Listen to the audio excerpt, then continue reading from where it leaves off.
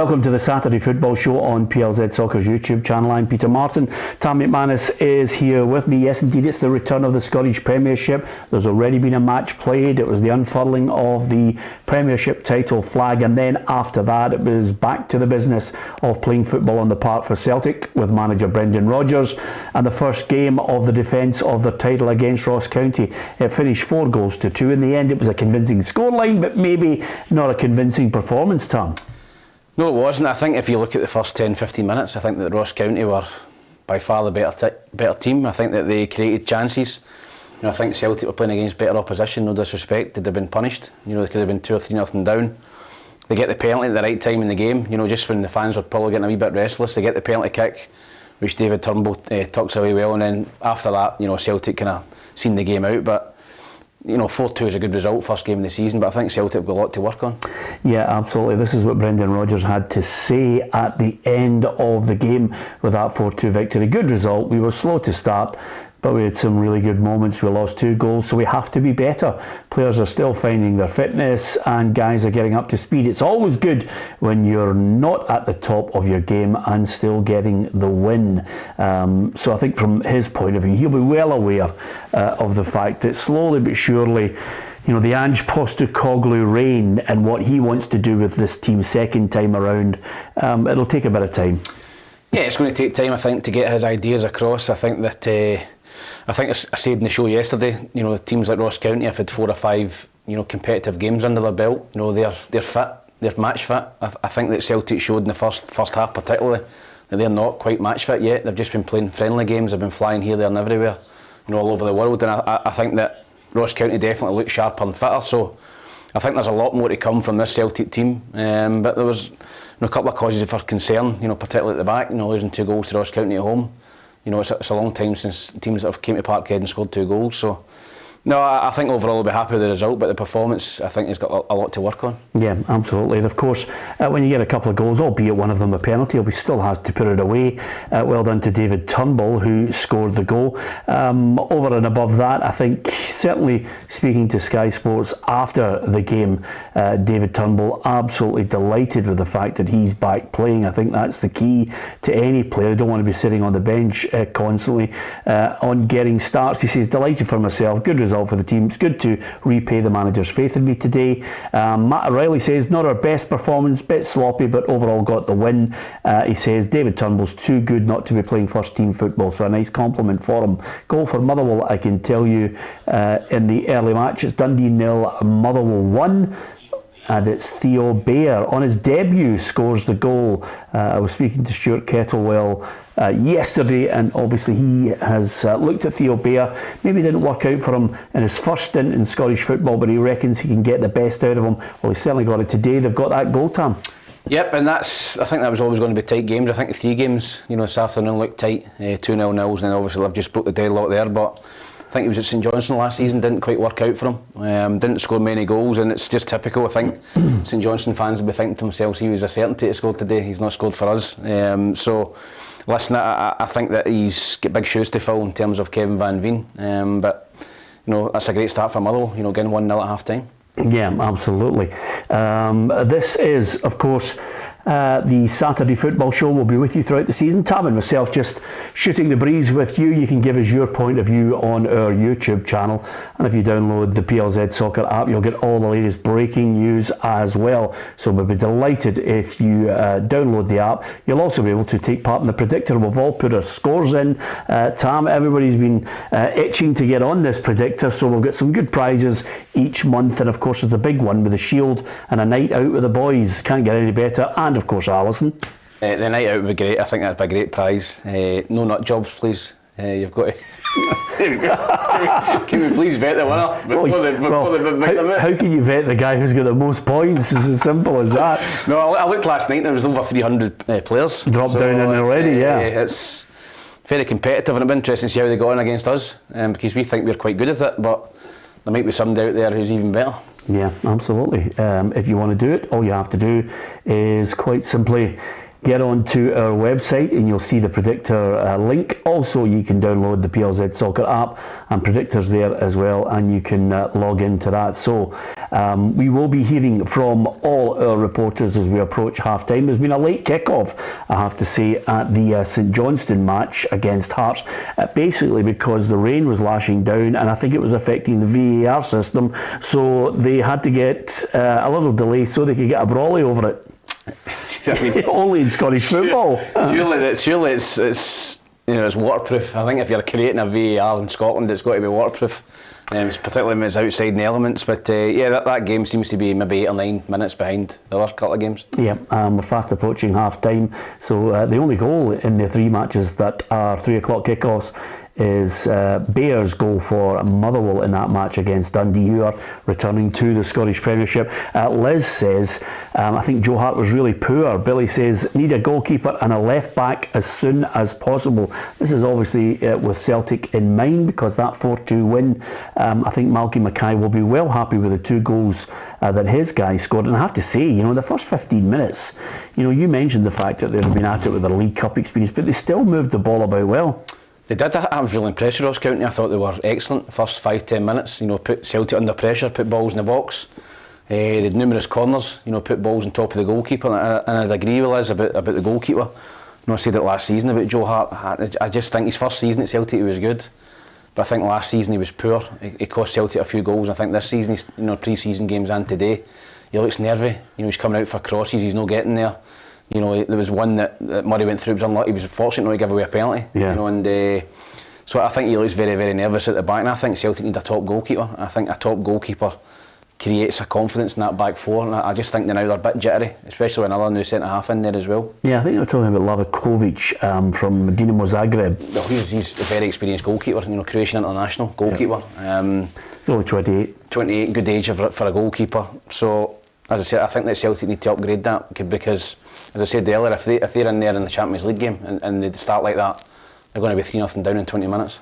Yeah, Celtic 4, Ross County 2 is how it finished. If you want to give us your thoughts on that match, if you're a Ross County fan, is there room for optimism there after the evidence of the 90 minutes? I can tell you it's half time at Livingston. It's Livingston 0, Aberdeen 0, and the word on the street on that one is there's a really good travelling support from the Dons fans. Yeah, I seen a little clip before we come on there, and I think there's 3/4 of the stadium there, Aberdeen fans. But Aberdeen, Aberdeen, Hibs, Hearts, they're going well.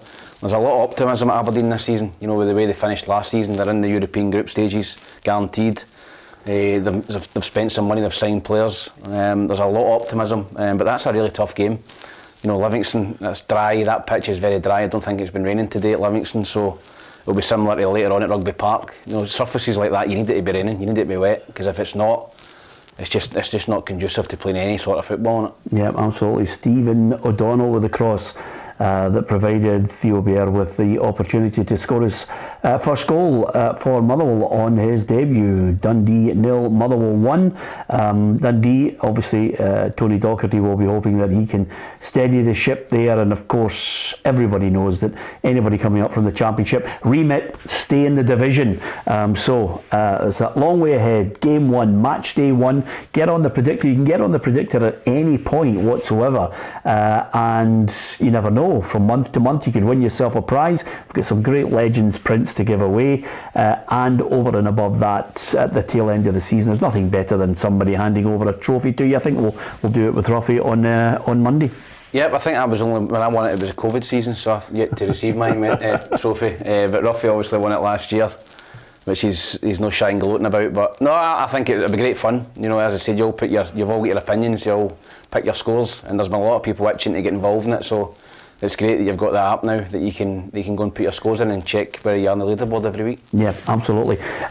It's not only a Saturday, but there's so much more content coming your way. I know there's been a few grumbles. Obviously, we were Monday to Friday with the football show, but we obviously want to try and give you as much quality as we can. We still have the quantity, but we'll get lots of different programmes coming on board to give you, a variety rather than, regurgitating every every night, just the same calls coming in to the same pundits. I know that's the format for other shows, but we certainly have got a good variety, and good to get Lee McCulloch on as a signing, as well as retaining some of the faces, the well-kent faces that we have. It was a dazzling performance from Lee yesterday. He was good, wasn't he? That was just his teeth. Yeah. But no, he was great. He was a great man. I love he's school bride man raging at someone who decides to upgrade I can't believe he's got good teeth. I've got about 3 teeth left from my learning, but no, he was good yesterday. He gave his opinions, and he can take a bit of banter as well, as you gave him a wee bit towards the end. Yeah,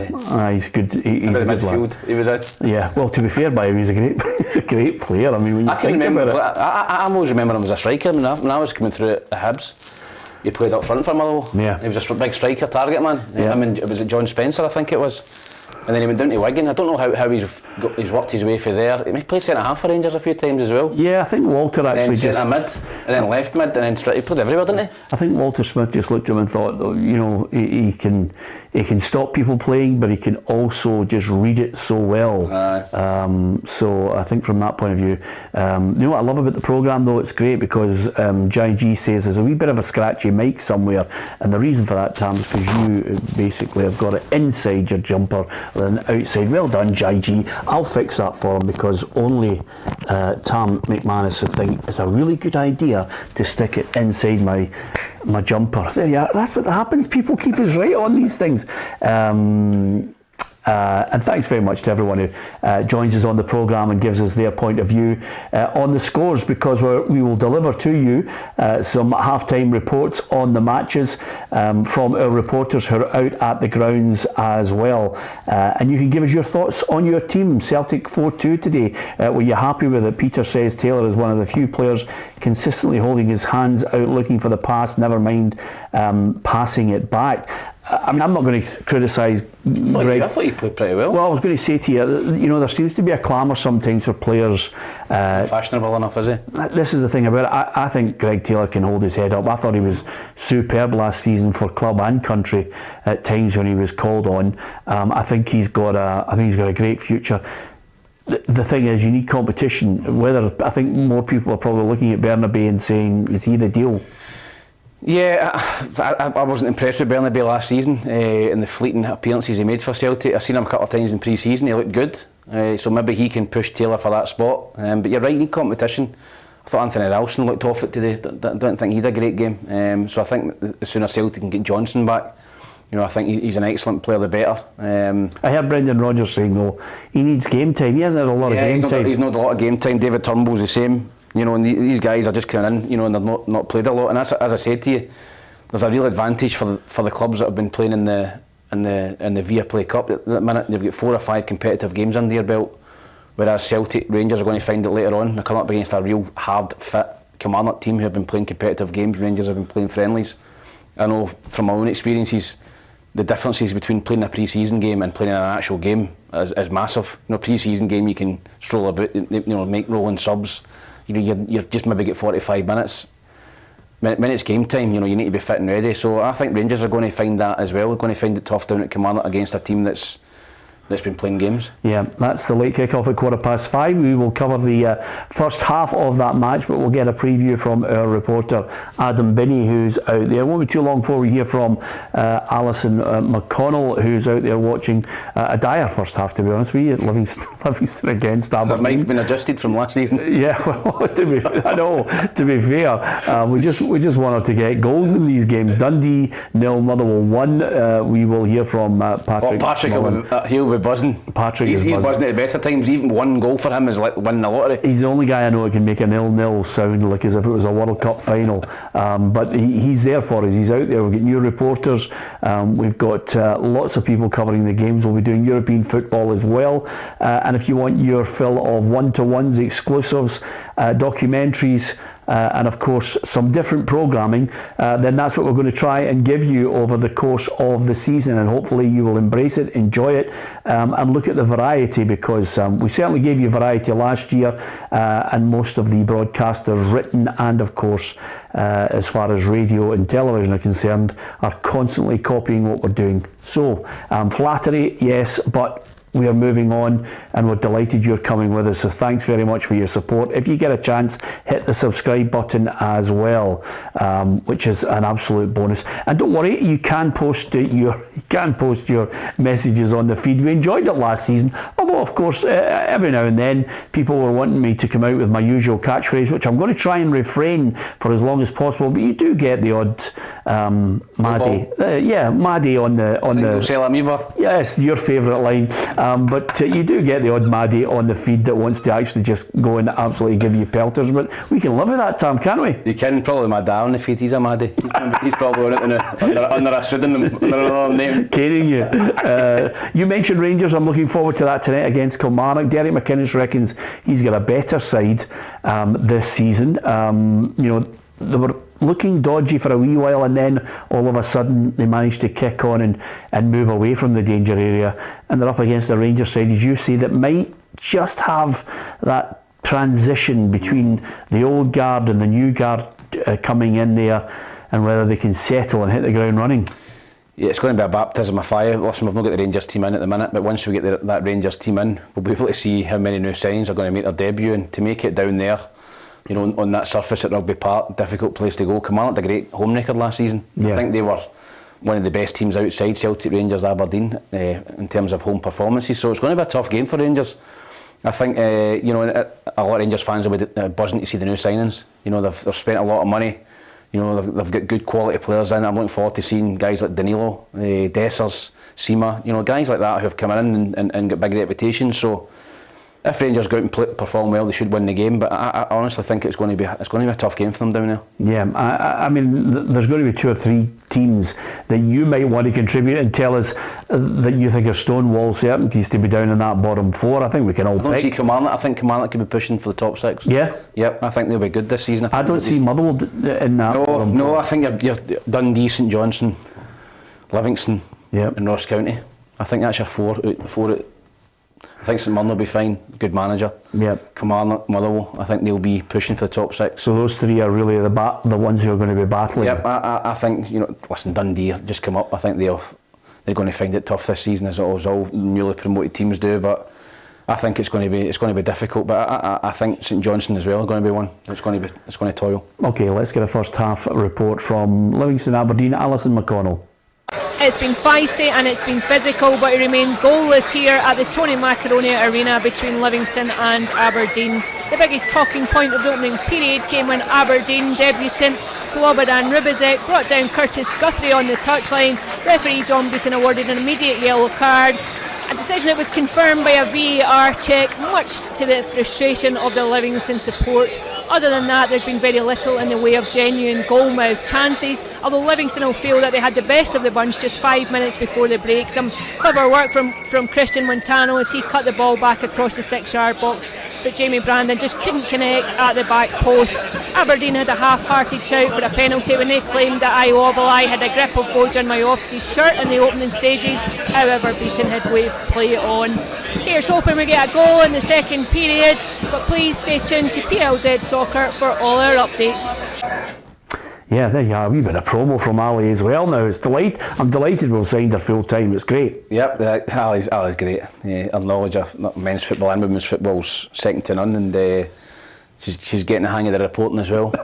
Took a while because last season she nearly blew everybody's eardrums off up at McDermott Park. Yeah, absolutely. And it's good to see she's got a tan in the middle of Livingston with the rain's belting down. That is either a sunbed or a fake bake. No, she's definitely not either of those, by the way. She's just been on holiday. James, delighted that you could join us, James. Of course, slowly but surely people will realise on a Saturday afternoon you can join us for the half-time reports, and of course full time you'll get the managers and players' reaction, and of course the reports from our reporters out there. We'll be hearing from Davy McKinnon, former Rangers player and Partick Thistle and a few other clubs. I think he started out at Arsenal. Davy is out there at St Johnstone against Hearts. That was a late kick-off because of some problems with VAR, but Davy is out there with Kerry Pollock at McDermott Park. Davy was a good player in his day. I read a little bit of time, Peter. I can't really remember him, but I remember it right back to replace Sandy Jardine when there was a transition from that really good Rangers side of the 70s. Yeah, no, obviously well respected. He's worked with a few football clubs. I think he was at Dundee actually. When I was a player at Dundee, I think he came in on the board. Yeah, Davies' CV is to die for. By the way, he's worked on the radio for BBC Scotland. He's been chief executive. He's been a player. He's had involved at Dundee. I remember that when I was there. He's been involved at Hamilton Accies, was at Morton as well, wasn't he? So he's been about, Davies. He's got plenty of knowledge of Scottish football. Yeah, absolutely. And Kerry and Davy will bring us that half-time report. We'll also hear from Patrick Mullen too, who's up there at Dens Park for Dundee against Motherwell. Motherwell at half-time 1-0. Second half, I think, underway there at Dens Park. So Motherwell with that 1-goal advantage. Steel Bear converting from the cross from Stephen O'Donnell. I wonder if Stephen O'Donnell will start to see more game time this season. He's had a pre-season. I don't think the previous manager fancied him all that much, and he found himself sitting on the bench much to his frustration. Yeah, I think he's still got a lot to offer. Unfortunately for him, the emergence of Max Johnson at right back, who's obviously just away to Sturm Graz in the Champions League qualifiers. Very, very good young player, known well, as you know, and he just found it hard to get into the team because Max was playing out his skin every week and got to sell a move. So yeah, I think he's an experienced player, still got a lot to offer, still got plenty in the legs, and you might see him getting an extended run in the Motherwell team now.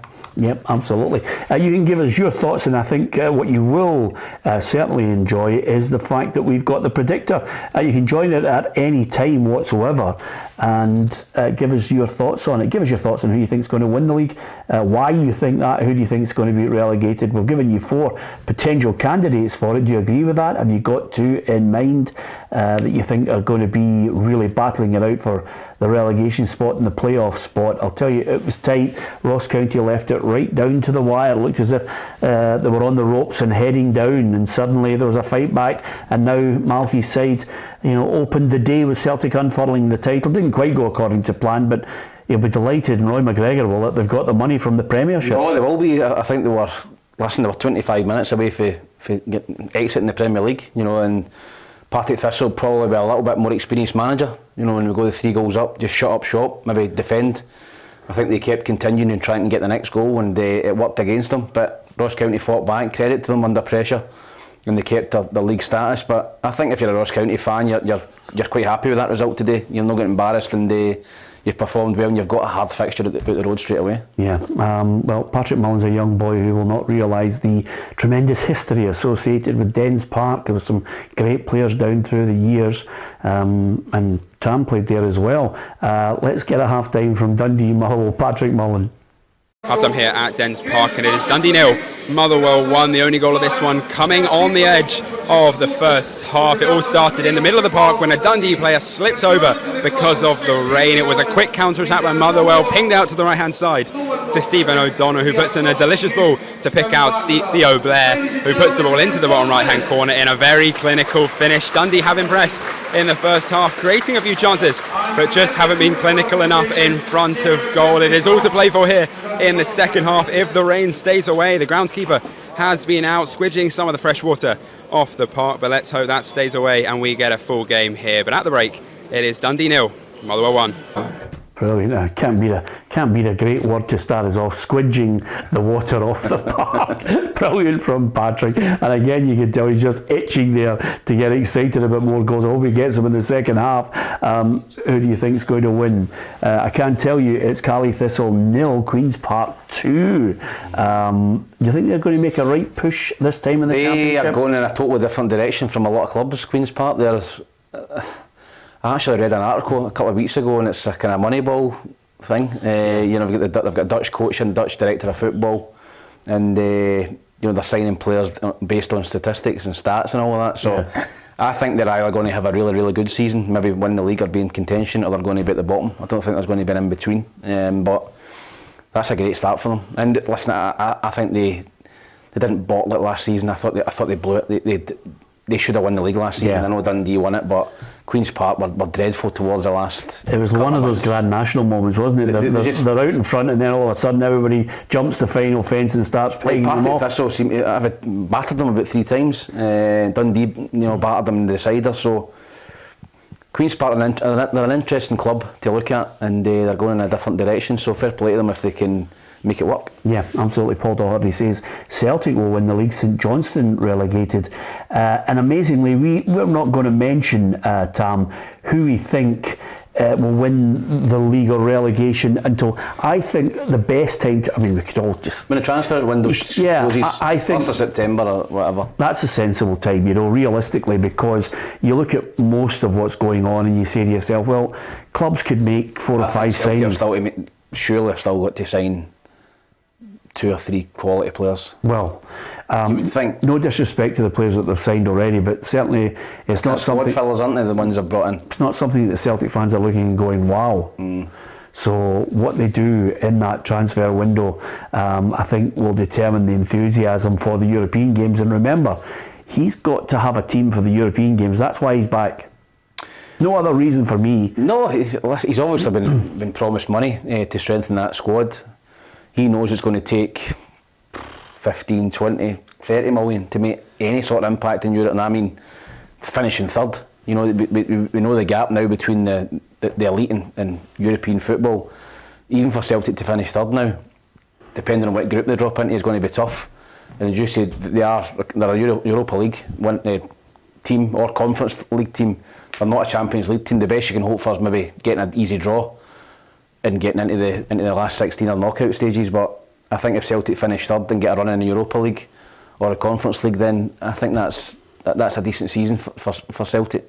Yeah, absolutely. Not too far away from hearing from Kerry Pollock and Davy McKinnon, because that was a late start. It should have been 3 o'clock kickoff, but they delayed just due to the fact that I think some water was getting into the VAR, in danger of maybe blowing the system completely before the game kicked off, which quickly, a bad thing. Yeah, quickly. There was no technical term other than get as an umbrella and try and keep the water out of the VAR system.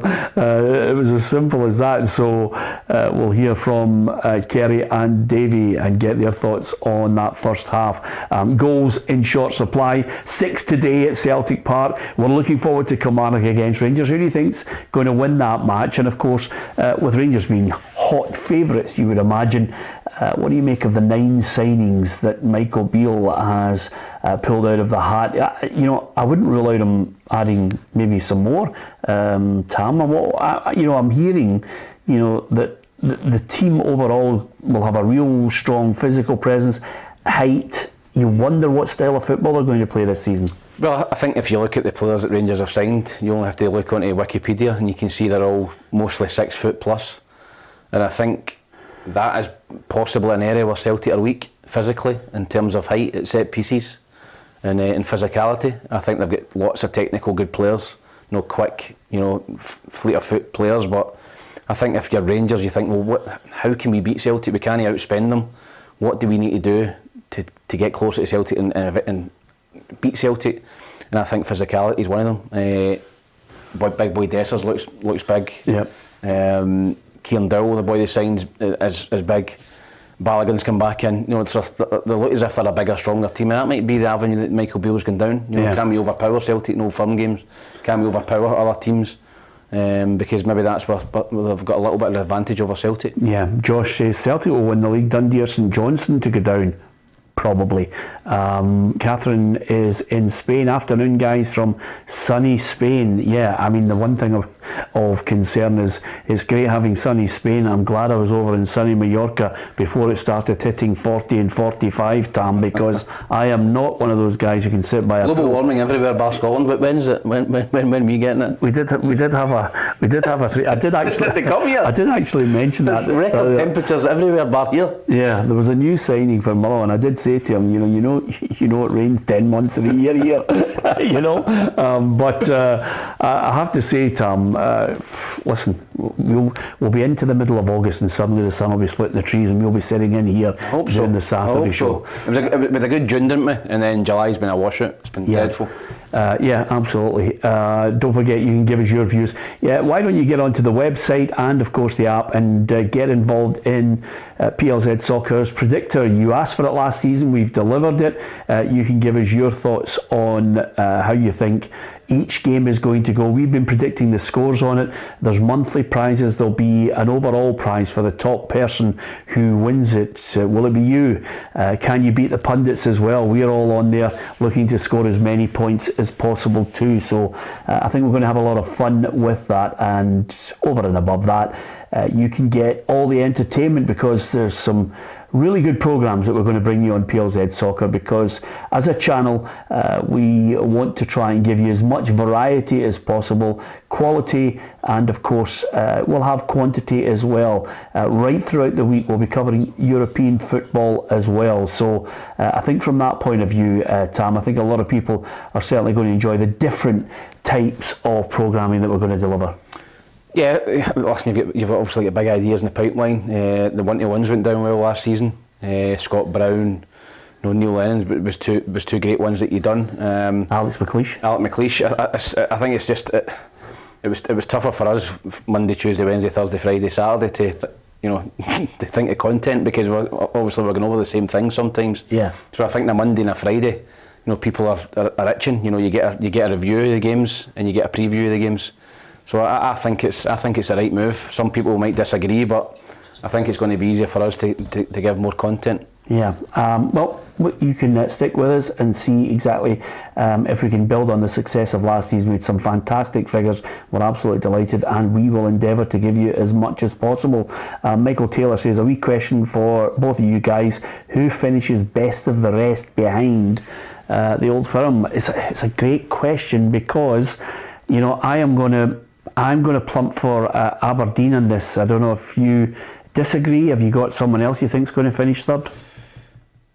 If Aberdeen weren't in the group stages, I would say them, but I think that could hinder them, like it done with Hearts last season. I think that Thursday, Sunday, Lee was talking about it yesterday, very difficult, getting off a plane, flying home, recovering, going to Livingston on a Sunday, going to Kilmarnock on a Sunday, maybe playing the Old Firm. It's difficult. So I'm going to throw a wee span in the works, and I'm going to go for Hibs. You think that's a spanner in the works? I think it is. I don't think they're favourites. I think that the money they've spent. I think Martin Boyle back. They've signed this Dutch boy for 600 grand. Yeah. They've got Eli Johan. They signed him for 500 grand. I like him. I think he's very good, but he's just inconsistent. Get big boy Fish back. Dylan Levitt's a good player. Hibs have got a good squad. Yeah. And I still think they'll add to it. So I don't think Hibs are going to get to the group stages. I hope I'm wrong, but I think. Lucerne, the next tie, I think that could be one step too far, and they've obviously got another one even if they win that. So I think in terms of domestic, if Hibs don't get into the group stages, then I think they've got a clear path through, whereas Aberdeen will find it tough playing so many games. And the Jambos? I don't know what you're going to get for Hearts this season. I think it's an odd setup. I think they've not signed anybody. Yeah. And you're looking at who's in charge? We're looking at who's in charge. It's like remember the Tune the Fat skit where the guy went out and pointed and the other guy went out and pointed? Yeah. It's like that. I don't know. Yeah. Then they go back to the bench. Yeah. Back to the bench. Absolutely. So it's like that. Nobody knows who's in charge. I think the players they'll know who's in charge, but it's a strange dynamic for me. They haven't really strengthened the team. So I'd be quite confident Hibs having a good season this year. Yeah. Martin Boyle coming back. Yeah. Listen, I'm looking forward to it. I'm certainly going to go out and see as many games as possible, Tam, because the one thing about it that I thoroughly enjoyed was getting in the car and going to all the different games, rather than some people, just basically Celtic and Rangers constantly obsessed by it. We try and bring as many different aspects to it, because quite simply, we are covering. You're going to Rangers now, aren't you? You're Celtic. Well, absolutely. We'll get back in sooner or later. In a couple of years. It's nothing like having an opinion.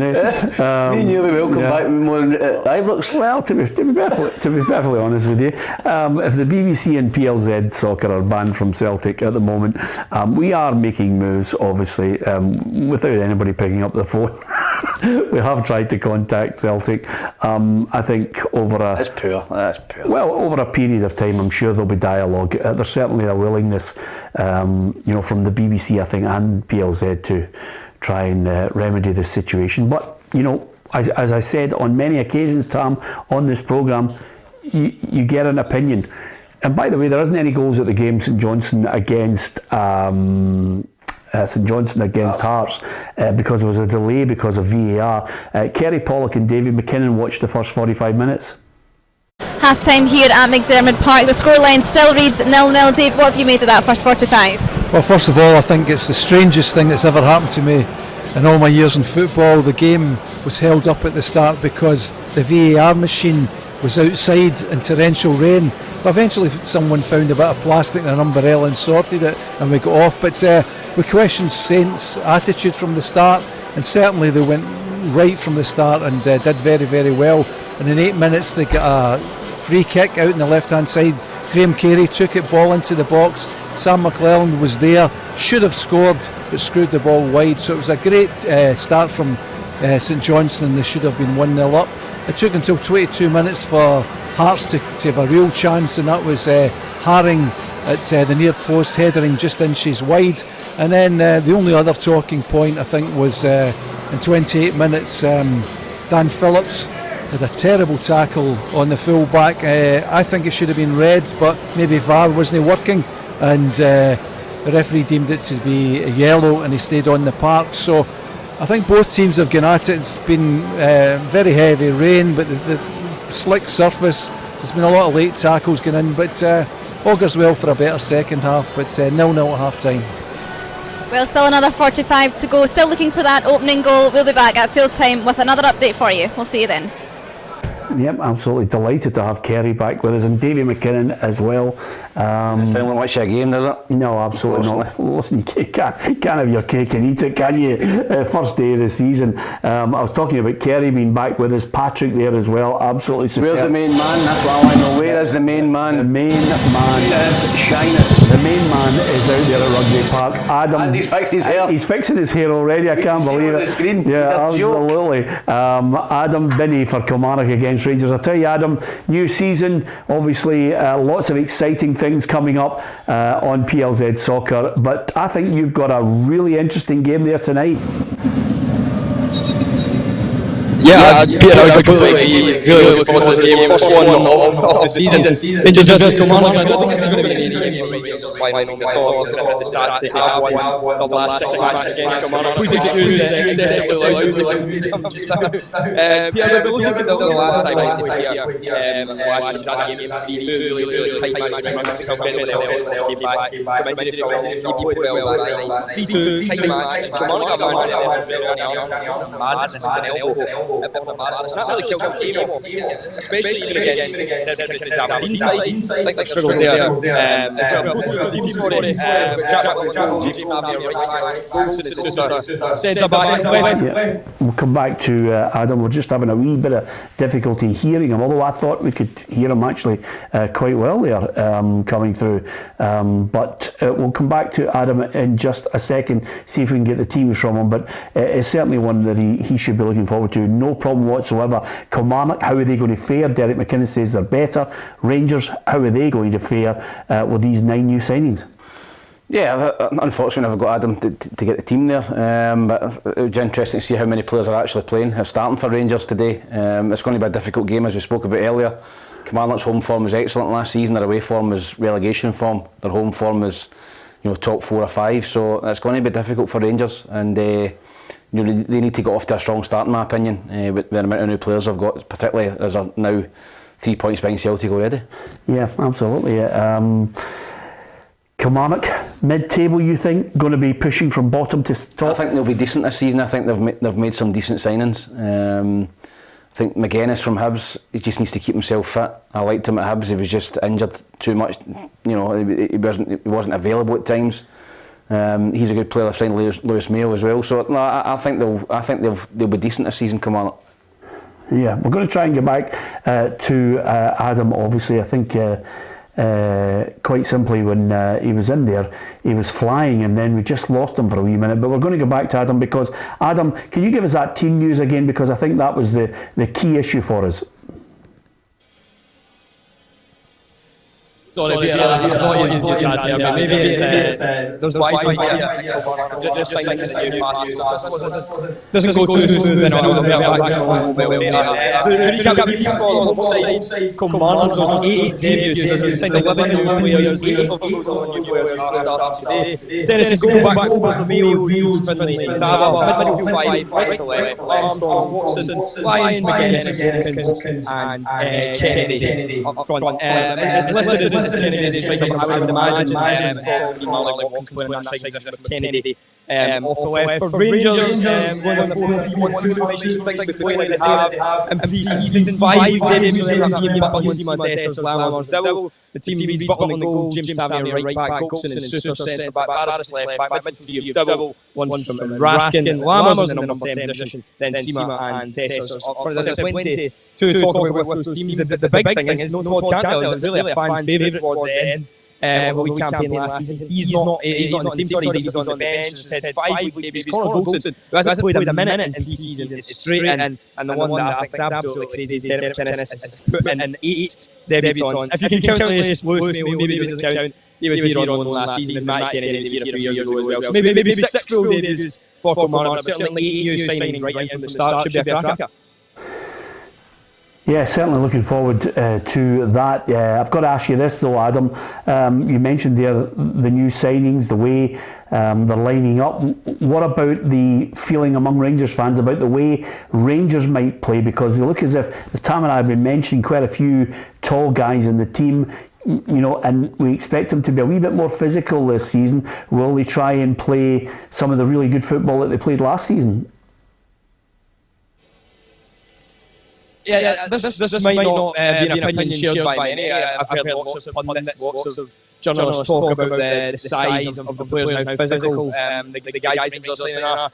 But I don't think that's really going to take too much of an influence on how they play. We've watched Michael Beale's team long enough now to know that they like to get the ball down, they like to play with the ball at their feet. The only way, yes, I can see that being an advantage is from wide areas. Tavernier and Barris will like to send crosses into the box. The height of players like Seymour will be an advantage in that way. But really, Michael Beale teams are going to play entry football. I don't think you're going to see them running around and trying to muscle and be more physical than Kilmarnock. Try and bully them across the pitch. Quite simply, I don't think they'll be able to beat them at that. I don't think that's going to happen. So Rangers fans have the right to be very excited about all these new signings. I believe that's 9 now for this one. There's plenty of new faces, lots to be excited about. But as in Kilmarnock, don't write them off as well. 11 new faces, I said 8 of those are starting. And I was 2 Blair in the office earlier this week. And I've actually tipped Kilmarnock to finish 6th in the table this season. I think the top 5 are given. I think Kilmarnock will been sneaking into that 6th position. Really impressed with their business they've done so far. Yeah, good to hear from Adam there. I think the echo is actually at our side, but we'll persevere with that and get back to him as well, because he will keep us right up to date on all our social media channels. Great to hear from Adam Binney there. He's down there for Kilmarnock against Rangers in that Rangers side. We now have a look at it, and we now know that Michael Beale will be looking and saying to himself, okay, it's going to take a wee bit of time. It's his side. Yeah, there's no excuses now for Michael Beale. He came in and he inherited a lot of players from the previous manager, but he done business last season. He's rejigged his full forward line. I think last season at times Rangers were really poor up front, and I think now you're going to see a Rangers team that's got more of a cutting edge. Guys like Dessers and Danilo and Sima. They're coming in with a point to prove, and they want to do well. So I think if you're a Rangers supporter, you're very, very excited to see how your team shapes up this evening. Yeah, Kilmarnock against Rangers. We'll be keeping you right up to date with what's happening with that. As far as elsewhere is concerned, if there's a goal right across the Scottish Premiership and the lower leagues as well, we will deliver it to you. And of course, over and above that, we will keep you up to date with what's happening over the course of the next few weeks when all the multi-million pound signings of the English Premier League kick in, and we'll deliver the details from that league as well. As far as the Scottish Premiership is concerned, Celtic unfurled the title flag, started their defence with a 4-2 win over Ross County, and the big news from there was, of course, Brendan Rodgers just saying that Carl Starfelt will be leaving possibly next week, because he will be in discussions with a club to leave Celtic, which I think we've given the reaction again, Tam, but is it a surprise to many, or will people think, okay, Brendan Rodgers is going to try and offload some people that he doesn't fancy, maybe some people want to move on? I don't think that Carol Starfelt has ever totally convinced the Celtic supporters, to be honest, Peter. I think that he's been steady enough, but I think in bigger games, and particularly in European games, he can switch off at times. I think if Celtic can recoup the money they paid quite a big fee for him, is it £3 or £4 million? I think if they can recoup that fee or even make money on him, then I think it's a no-brainer to sell him. The new Polish boy Noricki came in today and done well, so I think that's an area that Celtic will look to strengthen. I think they still need if Starfelt goes, they'll need to sign another centre half. Yeah. Give us your views on Carol Starfelt possibly leaving the club. It looks ever more likely, as Brendan Rodgers mentioned at the end of the game, speaking to Sky Sports. Carol Starfelt will indeed be talking to another club, and his departure looks imminent, probably within the next 7 days. As far as Celtic are concerned, they won 4-2. Elsewhere in the Scottish Premiership today, there are 3 games taking place with a 3 o'clock kick-off, albeit St Johnstone Hearts was delayed due to the rain, and of course that affected the VAR machine, which somebody decided it would have been a good idea to stick it outside. Dundee 1, Motherwell 1 is the score from Dens Park. Looks as if there's an equaliser there in that match. So Dundee back on level terms. They want to get off to a good start, especially being at home. That goal just flying in there. As far as Motherwell concerned, they took the lead through Theo Bair, but there's an equaliser for Dundee. We'll give you the score just shortly. Lyle Cameron is the man who's got the goal. Yeah, younger player at Dundee. No, listen, I thought that would be a tight game today. I thought all 3 games were going to be tight, and it's proven that way. I think you've got 2 0-0s and a 1-1. I think that's first game of the season. It's important. I think that you don't get beat. If you win the game, great, but you don't want to get off to a poor start. You don't want to lose the game, and I think you'll see a lot of caginess in the last 5-10 minutes with teams kind of holding on for that point, not wanting to get beat. Yeah, absolutely. Alec Lowry's come on for his debut for Hearts. Of course, it was a loan deal from Rangers. He had to get out and play. Yeah, Alec's a player I know well from Braidhurst High. Coached him down there for a couple of seasons. Super talented boy. Needs to play games, but Rangers have signed so many forwards. They've signed a couple of players that play in his position as well. So rather than him stagnating and sitting in the stand or playing with the B team, I think for him to go to Hearts is a fantastic move for him and for Hearts. I think he's a very, very good player. And I think the Hearts fans will be excited. He's very creative. He tries things off the cuff, and he's something different. So I think the Hearts fans will like him. Yeah, absolutely. This is what Alec Lowry had to say on that loan deal to Hearts ahead of that match. He's come on to make his debut. I'm very creative. My first thought is always forward. I like to play passes that not many people see. I've been at Rangers all my life, so to step out of my comfort zone is something I'm really looking forward to. Well, there is a boy who's confident in his own ability. Yeah, he's not lacking in confidence, Alex, but he can back up. He's got serious ability. And as I said, he will frustrate at times because he'll maybe try the World Cup pass that maybe knock him off, but he certainly looks forward. He likes to try and thread balls through to people, and he's a player that you would enjoy watching if you were a Hearts fan. Yeah, absolutely. I hope he's at the business and gets at regular football. Of course, we need more and more, what I think, good Scottish players playing in our top division to give Steve Clarke that real hope for qualification for Germany, although I think we're in a right good position to be heading to Germany next summer, Tam. If we blow it here, it's a disaster. I don't think we've no chance of we're going. We're definitely going to qualify. So? I think we're going to win it as well, the whole thing. Wow. There you are. So, what, the whole group that we're in? No, I think we're going to win the Euros. Yeah, okay. Don't forget, try not to have Kestrel Lager early in an afternoon when you're absolutely blue-topped and you come on a show like this. James says, Lowry's got lots of promise. Well, we hope he delivers on it as well. Colin Ritchie says, I'm not having a go, but seriously, Joe Hart, it'll be interesting to hear what Celtic fans think of him. We're lucky he wasn't sent off in that match. Do you know what? I think if it was anywhere else but Parkhead, I think he might have sent him off. I thought it was a red card, Peter. I think that when you're a striker and you go through it, he doesn't really catch him, but he's actually impeded him. He's had to jump over him, and then he's lost his balance. If he doesn't stick his leg out, he runs through and scores. So I thought it was a penalty, and I thought it was probably a red card as well. So I think that was a big decision in the game. I think if Simon Murray thought he was going to get on the end of it, he'd have got on the end of it, but he just stuck his leg out. And if Simon Murray was a little bit more clever, he'd actually put his leg into his and made the contact, which he didn't. I'm not advocating cheating, but when you're in that situation as a striker, you try and gain every advantage you can, and that would have changed the game as well. So I thought he was lucky to get away with that, Joe Hart. He took a poor touch on his chest and then tried to clear it, whereas he just smashed it first time at the park, and it wasn't the first mistake he made. I thought he was suspect at the Ross County goal as well. Came for the cross, stopped, and then the ball looked over his head. So he's certainly under a little bit of pressure at the minute. Morton 2, Ayr United 1. Well, do you think, I mean, Robbie Muirhead scored from the penalty spot. Morton, do you think Ayr United will be up there? I mean, Aidan McGeady is a really a big statement from them. If he's fit, if Aidan's fit, there's nobody better player in that division. And I think Jamie Murphy there as well, very, very talented player. If I'm looking at myself as a striker, if I look at one wing and I see McGeady and I see Murphy another wing, I'm thinking Christmas has came early. But whether the two of them are fit enough to play the whole season is the issue.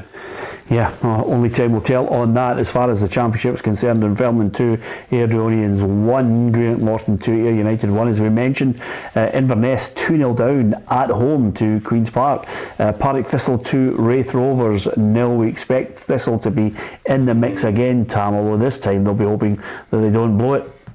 Yeah, listen, it came so close last season. It was been heartbreaking for a Thistle fan to watch that, and I thought they deserved, right up until the last 25 minutes of that tie, they were the better team, and they could have killed Ross County off at home. Ross County get a man sent off early and Thistle battered them, and they could have won 4 or 5-0 that night, and they didn't, and Ross County hung about and stayed in it. So I thought they blew it last season, Partick Thistle, but Chris Dillon would have learned from it, and they've lost a lot of key players. Tiffany, Doherty, Holt, they've lost a lot of good players at their team, but they've still got decent players with big boy Graham up front as well. So Thistle will be in the top 3 for me, no doubt. Yep. Pushing to try and get back. Pushing Dundee United all the way.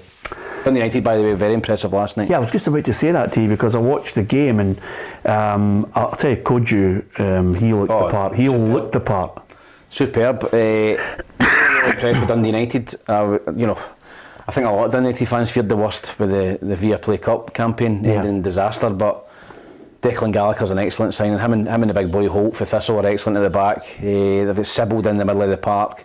They've got a bit of dig about them, but they've also got a wee bit of pace and a wee bit of guile with Middleton and Cujo. And listen, if Louis Moult stays fit, unfortunately for him, went back to Motherwell, he was just injured the whole time. And if he can stay fit, then I think they'll be hard to beat in that division. Yeah, Scottish League 2, in fact Scottish League 1, Falkirk have just scored 3-0 up on Annan Athletic.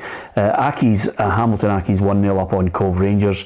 Montrose 0, Kelty Hearts 1, Queen of the South 2, Alloa 4, and Stirling Albion 1, Edinburgh City 0. In the League 2, it's Bonnie Rig Rose 0, Dumbarton 1, East Fife 0, Peterhead 2, Elgin City 0, Stranraer 1, Stenhousemuir and Forfar can't get a goal there, 0-0. Spartans 1, Clyde 1. That's how it looks across the Scottish leagues, and we will keep you up to date, and we will bring you some really interesting features from all the divisions, and of course we will be bringing you a programme on Scottish Women's Premier League this season as well. Kerry out there with Alison McConnell and a few special guests along the way. So if you're a fan of women's football, that's certainly a programme that you can watch on our channel, because we're going to try and bring you as much as we possibly can.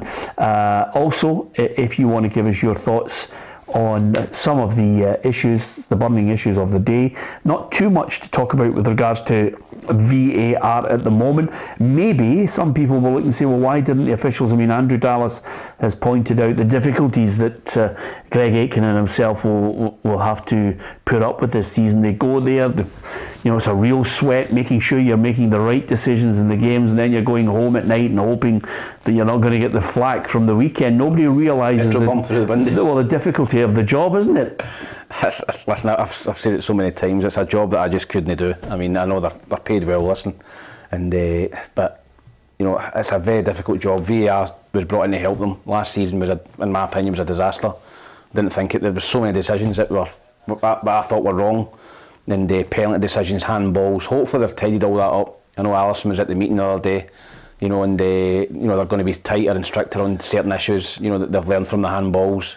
What's intentional, what's not intentional. So all of these things, the offside rule, added minutes on at the end. So listen, year by year, as long as it gets better. The first year I think was poor, as long as we can just gradually get better, then maybe in a couple of years' time it's running smoothly and every decision is correct. Yeah, well, here's hoping, because of course Alison was out there, the head of referees at the SFA, Crawford Allen, not only gave the full scope of the changes in the rules, and of course the bedding in period of VAR, but he has obviously highlighted the fact that this season, because of changes, substitutions, injuries, there's going to be a significant amount of extra time.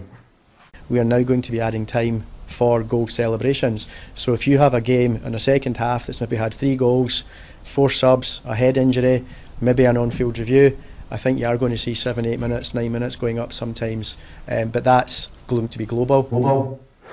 Yeah, what do you make of that?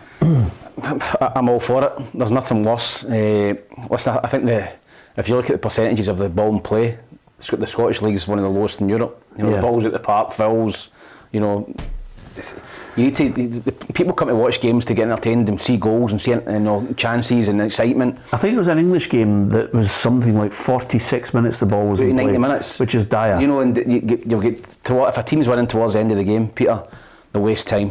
People go down injured, they'll go to the other side. Every trick in the book to waste time. So I liked it in the World Cup. I think 9-10 minutes, add it on. And we spoke about it the other day. They're trialling stopping the clock. Yes, that's my campaign from 10 years. They're trialling stopping the clock, which a lot of people would like to bring in as well. The ball goes out of play, a foul, stop the clock. So I think you want to see the ball in play more than it is. And I think if you're adding 10, 50 minutes on at the end of games, then you're going to get your 60, 70 minutes in play rather than 40, 50, which it is at the minute. Yeah, of the 2 goals that have been scored this afternoon is at Dens Park in the 3 games that kicked off at 3 o'clock in the Scottish Premiership. Dundee won, Motherwell won in that match at Dens Park. The other 2 games, sadly no goals between Livingston and Aberdeen. Must feel a little bit strange. Mickey Devlin is there in the Livingston colours and Nicky Devlin is in the Aberdeen colours.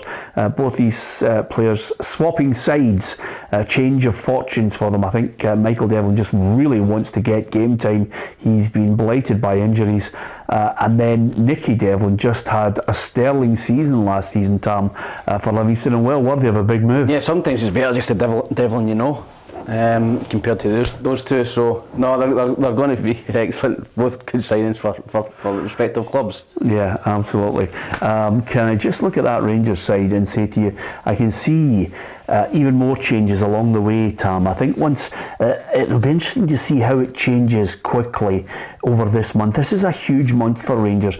If you have just joined us, Butland, Tavernier, Goldson, Suter, Barisic, Dowell, Lundstrom, Raskin, Sima, Lammers and Dessers. And of course, just looking there at the substitutes, McCrory, Hadji, Jack, Cantwell, Kifentes, Matondo, Roof, Balogun and Danilo. Roof as well. I'll tell you what, Peter, that is an unbelievably strong bench. And I think that's what Rangers were lacking last season. When Michael Beale was looking down to the bench, there was nothing there to bring on. That's as strong as Rangers' bench as has been in a long, long time. With those guys on the bench. Hearts have scored against St Johnstone.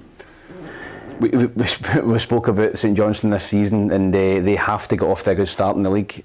Stephen McLean's under pressure, and if they lose that opening league game, he's going to be under even more tomorrow morning.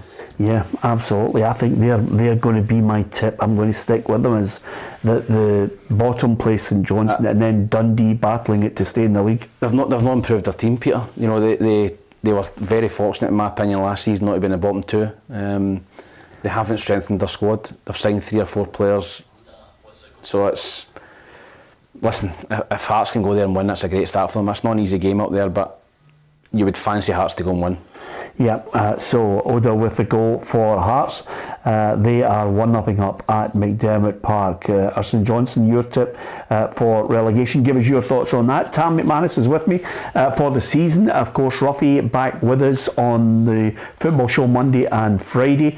There are new programmes coming that I think will entertain you on PLZ Soccer's YouTube channel. I really do hope you enjoy it and you can embrace it as well. We're trying to give you variety, lots of quality quality to look forward to, and of course, as far as quantity is concerned, we're going to try and deliver as much as possible. Documentaries, very successful last season. Our documentary on David Martindale went down really well with so many of our viewers right across the board, including of course Livingston Football Club. It was a great insight into a manager and his week and how he operates, and of course Davey was very, very kind in allowing us to meet him first thing in the morning. Couldn't quite get into the house, to see some of the clobber and everything, but we met him outside. That was good enough, and then get in the car with him, and off we popped, access all areas at Livingston. Yeah, I think I've never met Davey personally, but he comes across as a very honest guy, straightforward guy, and great access you got going in there, seeing how they set up in the morning, the train, how they recover, and I think he's done an incredible job at Livingston. I think he's the flares are going out this season, the distress signals in terms of his budget. I think he's been on several times moaning about his budget and not being able to sign players. Livingston's very, very difficult. It's very difficult to attract players to Livingston, because if you're better, you're going to Hearts or Hibs in that area. And Livingston are probably the lowest payers in that Premier League, so it's hard to entice people up from England who can go to League 2 or Conference and get more money. So he's got a tough job on, David Martindale, but they keep punching above their weight. They're holding Aberdeen, a much vaunted Aberdeen side at the minute, 0-0 at home as well. So I think they'll be fine again this season, simply because they'll be difficult to beat at home. Yeah, thanks to Liz, who thoroughly enjoyed the David Martindale documentary. Always nice to get comments of people who watched the programme, and a great amount of people watched that and were thoroughly impressed with what David had to say, and of course looking at the way Livingston trained, chatting to the boys as well. It was an excellent team effort from everyone at PLZ Soccer to deliver that. Of course, Adam at the coalface there, I don't think he covered himself in glory, to be perfectly honest with you, when he attempted our football challenge from the halfway line. It wasn't good, Tam. It was a simple run, in and out 5 cones, and then, finish, put the ball past the goalkeeper. He'd been telling us he was a great footballer. He says he's a futsal player. Yeah, well, he certainly, his foot stuck in the cone. I thought you'd have a good touch for futsal. Yeah, you do need to have a good touch. Like trampoline. But I think futsal have subs as well, and I see him being a sub for quite a considerable amount of time with that. Anyway, Adam is part of the team. He'll be bringing us all the full-time reports from Kilmarnock against Rangers this afternoon. It's the evening kick-off, and it's going to be interesting. 5:15 for that match, Kilmarnock against Rangers at Rugby Park. Here's the interesting thing about it. With Rangers and Celtic in this second is nowhere, the attitude will be, Tam, quite simply, even although you're taking time, and Michael Beale's right to point out they're going to take time, and I mean, even here, I think Connor Chalmers says 100% correct, Tam, it is the strongest looking bench Rangers have had for a while. However, with the amount of signings, it could take a while to gel and find the strongest starting 11, and that is the key to it. And that's the thing at Celtic Rangers, Peter, you don't get time to settle in. You've got to hit the ground running. People's first impressions are massive when you play for Celtic Rangers. Many players have you seen, come back to Henrik Larsson when he gave the ball to Chuck Charnley. Can you imagine social media was about then? Who's this Diddy we've signed for Sweden? Yeah. When he passed the ball to Charnley, instant reactions for people. And I think when you see the Rangers boys tonight, the supporters will make their minds up pretty quickly. Well, he looks apart. I'm not sure about him. So it's important that they hit the ground running, but I think that's a very, very strong Rangers team and squad that Michael Beale's got now. Yeah, I'm surprised actually to see Barisic still there. I thought he might have been... I think Yilmaz is injured. No, but I'm surprised to see him still at the club. Yeah, I think there's been speculation over him that for a long time at Rangers. I think if Rangers have got any player, in the final year of their contract, they surely can't get through this summer. Listen, he's good going forward. We've seen him and Tavernier, they're great going forward, and that's a modern day fullback. They can get forward, they put great quality into the box, good crosses, but defensively they're suspect, Peter, and they're going to find that hard when they come up against better teams who exploit the fullback areas and the wide areas. Yeah, Partick Thistle were 2-0 up against Wraith Rovers. It's now 2-2. And Kieran Mitchell has just got that equaliser, which that says Partick Thistle were a certainty for top 3. Yeah, absolutely. You'd make it to playoffs now. No, relegated. It's a goal for Inverness. The fight back is on. Inverness 1, Queen's Park 2. and Jake Davison has scored that goal for Cali Thistle.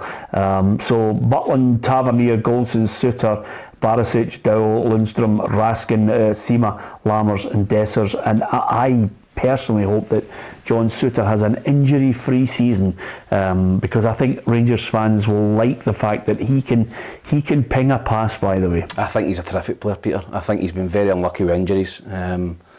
You know, loved him at Dundee United, thought he was going to be a top player. Went to Hearts, just picked up, I think he's done his Achilles twice, and any football player will tell you the worst thing you can do is your Achilles. It's a nightmare. You'd rather break your leg.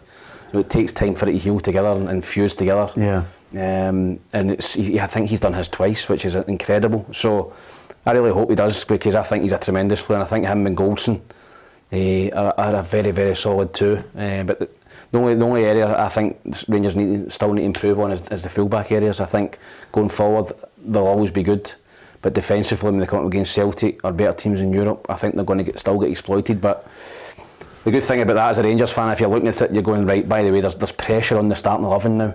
There's guys on the bench, Danilo, you know, Cantwell, guys like that, Ryan Jack, who are waiting to get into the team, and you've got to perform well. I think when Rangers last season, you know, they didn't have the strength and depth. I think players were going through the motions. They knew they weren't going to get dropped. There wasn't the same quality in the bench. I think now with that Rangers squad, you're looking after 50, 60 minutes, you're not playing well, you're thinking, by the way, he's going to hook me. There's somebody there going to come on, I need to start playing. So I think if you're a Rangers fan, you're looking at that and going, we're looking strong this season. Yeah, absolutely. Okay, we're about to see. We'll certainly be analysing it on Monday's show as well, and with a bit of luck you'll be able to join us.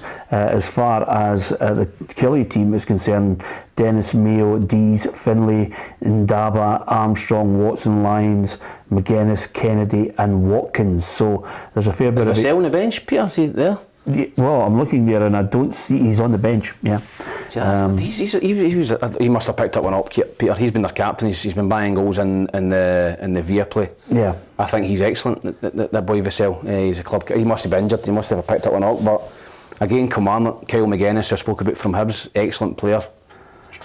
Picked up too many injuries. Big boy Stuart Finlay, Scottish international, great signing. Get him back. Like Matty Kennedy. From Aberdeen, so I think, as I said, I think Kilmarnock will be good this year. I think their home form last season, they'd have been in the European places. Their away form was dreadful, as we know. I think it took them to about April or May to get an away win. But at home, this is a real tricky one for Rangers. Yeah, I think there's a real groundswell on some of the opinion on our feed on YouTube, which just basically Liz says, today Joe Hart was unconvincing. Do you guys think Celtic should upgrade the goalkeeper? Well, I have to say, I just get the feeling that Brendan Rodgers and Joe Hart's had a good career. I mean, he's at the tail end of his career. He's not great with the ball at his feet, Peter, as well, which I think, looking back when Brendan Rodgers came in, was it Craig Gordon he binned? And he brought Doris De Vries. I played with Doris at Dunfermline. Yeah. Craig Gordon's by far a better goalkeeper in terms of actually keeping the ball at the net than Doris, but Doris was excellent with the ball at his feet. And I think that could be an avenue where Brendan's thinking, right, I need to get somebody in that's better, more comfortable with the ball at their feet to build attacks as well.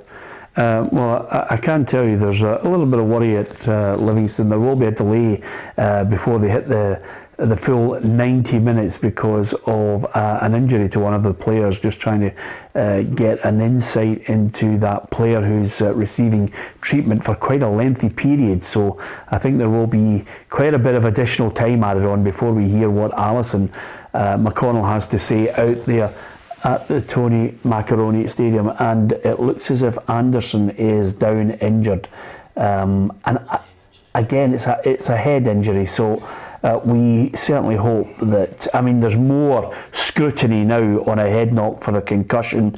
People have to be taken off the park and shown a lot of care. Rightly so, Peter. I mean, even going back when I was playing, it's probably even worse further back. I remember Big Yogi head on the back of Mixu, Pat Lennon's head, and Yogi had an egg out there thinking Big Mixu had a big burst heat, and they just went off, put a bit of Vaseline on it and went back on. You know, you're thinking that shouldn't have happened. You know, you're looking at the back now and thinking he should have been taken off and had a look at it and an X-ray or a scan or something. But that was just the way it was back then. And The one abiding image I have is Terry Butcher playing for England against Sweden. That's right. I mean, he's just blood all over his shirt. That would just not happen now. Geez, if you get a speck of blood, you are off the park to change your top. And I think it's going to be 8 added minutes at Livingston, so we'll keep you up to date with that. As far as the Scottish Premiership is concerned, Celtic 4, Ross County 2 in the early kick-off. The flag was unfurled. James Forrest come on with the trophy, and then from there he started the applause by unfurling the championship flag, and then it was all about on the pitch where Celtic ran out 4-2 winners. Not convincing. I think there'll be certainly a fair bit of praise towards the way Ross County went about their business. Couldn't get the points they were looking for, even a point. Celtic, with David Turnbull getting a couple, Kyogo as well popping up with a goal. So it's a Morton 3, Ayr United 1 is a full-time score now from the championship. So Started strong as well, Morton, this season. yeah, Started absolutely. well. And of course, the one thing I would say is Dougie Imrie is a great lad. Aye, he's I've known Dougie for playing against him plenty of times. He was combative on the field, let's just put it that way. He was a bit of a thorn in your side, but he's went into management and he's doing really well with him actually, and I don't know, I think Capello's a great ground. Yeah. I think Capello and Somerset Park, something I know what United are doing their stadium up at the minute. They're making some redevelopments, but what a great ground Capello is. Wouldn't it be great to see Premier League football back down at Morton? Yeah, the only thing missing from Capello was Michael J. Fox and Christopher Lloyd, because it really is getting the DeLorean back to 90. It's a great atmosphere, that big terracing behind the goal for the big support. It's a great wee ground. Absolutely, it is mental, but a good club as well. Good start for them this season, 3-1. Dunfermline 2-1 over Adrionians, waiting for the full time there. Inverness Cally Thistle, not a good start for them, 2-1 against Queen's Park. We're into the 90th minute there. Thistle 2-0 up against Wraith Rovers, now 2-2. In the Scottish Premiership, I'm going to ask you, Tam, and I'm going to tell anyone who wants to get involved with us in our predictor, download the PLZ Soccer app. You can get into our predictor from there. If you're on the website, you can also click on the predictor and basically try and get as many points as you can from predicting the correct score, or indeed a win, lose, or draw. Yep, it's free to enter. It was on. I put it up on my Twitter last night, and I think there's over 300 people entered so far. So there's great prizes every month, and listen, what a prize at the end of the season to come with us at the PLZ table. Is it free food and drink? Free food and drink. Free food and drink, that's it.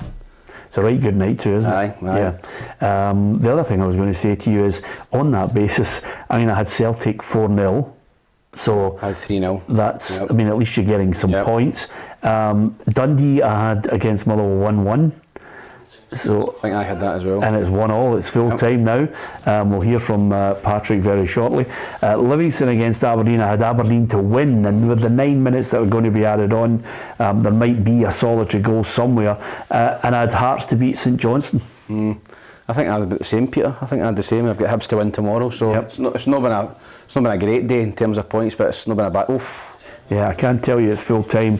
Dunfermline 2, Adrionians 1. My tip for the championship. Dunfermline 10-1. I've already had a little wager on them each way. I'll tell you, I wouldn't, be disappointed if Dunfermline come back up. I always view them as a team that should be in the Premier League. And James McPake, I'm a huge fan. Yep, I played at Dunfermline when they were in the Premier League, and when that team is going well, you're getting 6,000, 7,000, 8,000 at games. It's a big town. Same with Falkirk. I like backing a team that's just came up, that's used to winning. Albeit at League One level, they've come up, they've got the taste of winning. I think they've made some decent signings. They're trying to sign Watherspoon. Stephen Fletcher's been rumoured as well. So I think Dunfermline will be strong this year. Yeah, Wrexham 2, MK Dons 5, and I think a lot of people in the ground are just saying we're never watching Deadpool again unless he gets his finger out. But to be big step up for them from the conference in League 2. MK Dons just come down as well, so it's a wee bit of an eye opener for the Hollywood boys. Yeah, absolutely. But everybody will be keeping their eye on them, and rightly so. We like that little bit of sparkle. I can tell you it's full time at Firhill, 2 each, and I don't think Chris Doolan will be happy with a 2 each draw after leading by 2 goals to 0. Rovers are fancied this year as well. Yeah, you fancy it? I think Wraith Rovers, Partick Thistle, Morton. Dunfermline. I think it's going to be a tight league. Inverness. I don't see Inverness. No, I don't see it. Well, the whole of the Championship games, every one of them is finished now. Dunfermline 2, Ayr Orions 1, Greenock Morton 3, Ayr United 1, Inverness Cally Thistle 1, Queen's Park 2, and Partick Thistle 2, Wraith Rovers 2. In League 1 in Scotland, it's finished for Falkirk 3, Annan Athletic 0, Hamilton Accies 1, Cove Rangers 0, Montrose 0, Kelty Hearts 2, Queen of the South 3, Alloa 4, and Stirling Albion 1, Edinburgh City 0. In League 2, every game is finished. It's Bonnyrigg, apart from East Fife Peterhead, which is 9 additional minutes added on there as well. It's East Fife 0, Peterhead 3. The full-time scores, I can tell you: Bonnyrigg Rose 1, Dumbarton 1, Elgin City 0, Stranraer 1. No goals, Stenhousemuir and Forfar Athletic. And then the final game, Spartans 1, Clyde 1. Elgin City 0, Stranraer 1. What a bus journey back down the road. Yeah. That must be one of the longest trips in the league. East Fife Peterhead's just finished 3-0. Yeah, Elgin City. What was that? Was 4-5? Easily 4 or 5 hours. That is. Surely the manager says, "Have a couple of beers on the way home." Yeah. Well, I think if you win, it's great. You can have a couple Long of trip beers. back down the road if you don't. You stop off and you get yourself a chippy. Where was the chip? Where is that again? Is it Inverness? Where is it? Going up the road. Yeah. That famous chip shop that everybody stops off at. Anstruther? I don't know. I don't know if that's the way they would go, but anyway, it's a long trip anyway. I think it's Inverness somewhere. I remember Ruffy and I going up to Inverness and we stopped off somewhere and Gordon Smith was in the car and Gordon said to us, "I know a great fish and chip shop, I'll buy," and Gordon went in and got his 3 fish suppers.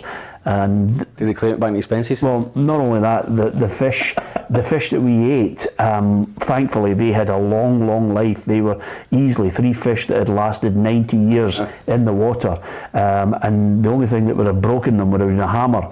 It was terrible. It was terrible. I can't remember the fish and chip shop, but it was murder.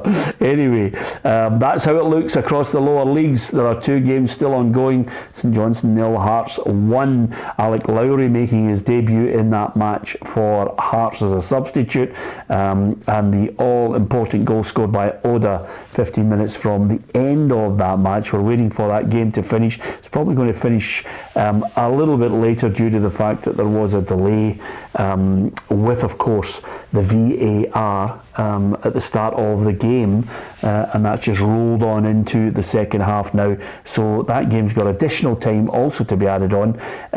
Livingston against Aberdeen, there's going to be a considerable amount of time added on, 9 minutes to be perfectly honest with you, because of an injury to one of the Livingston players. Aberdeen hoping to get themselves a goal to try and get 3 points in their opening game of the season. But as ever with Livingston, we mentioned it before, David Martindale, super job, probably wants to get a few players in, desperate to get Newbley out with a £1 million, but whether he gets that or not, I'm not too sure.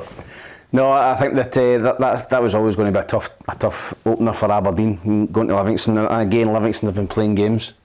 They're in the Viaplay Cup. They've got 4 or 5 games under their belt. Aberdeen again, playing friendlies. I think we went down to England for a couple of games, Preston, and I think Charlton they played. And it's a totally different kettle of fish when you come up against in a competitive fixture. So I think if Aberdeen come out here this with a draw, it's not a bad result for them.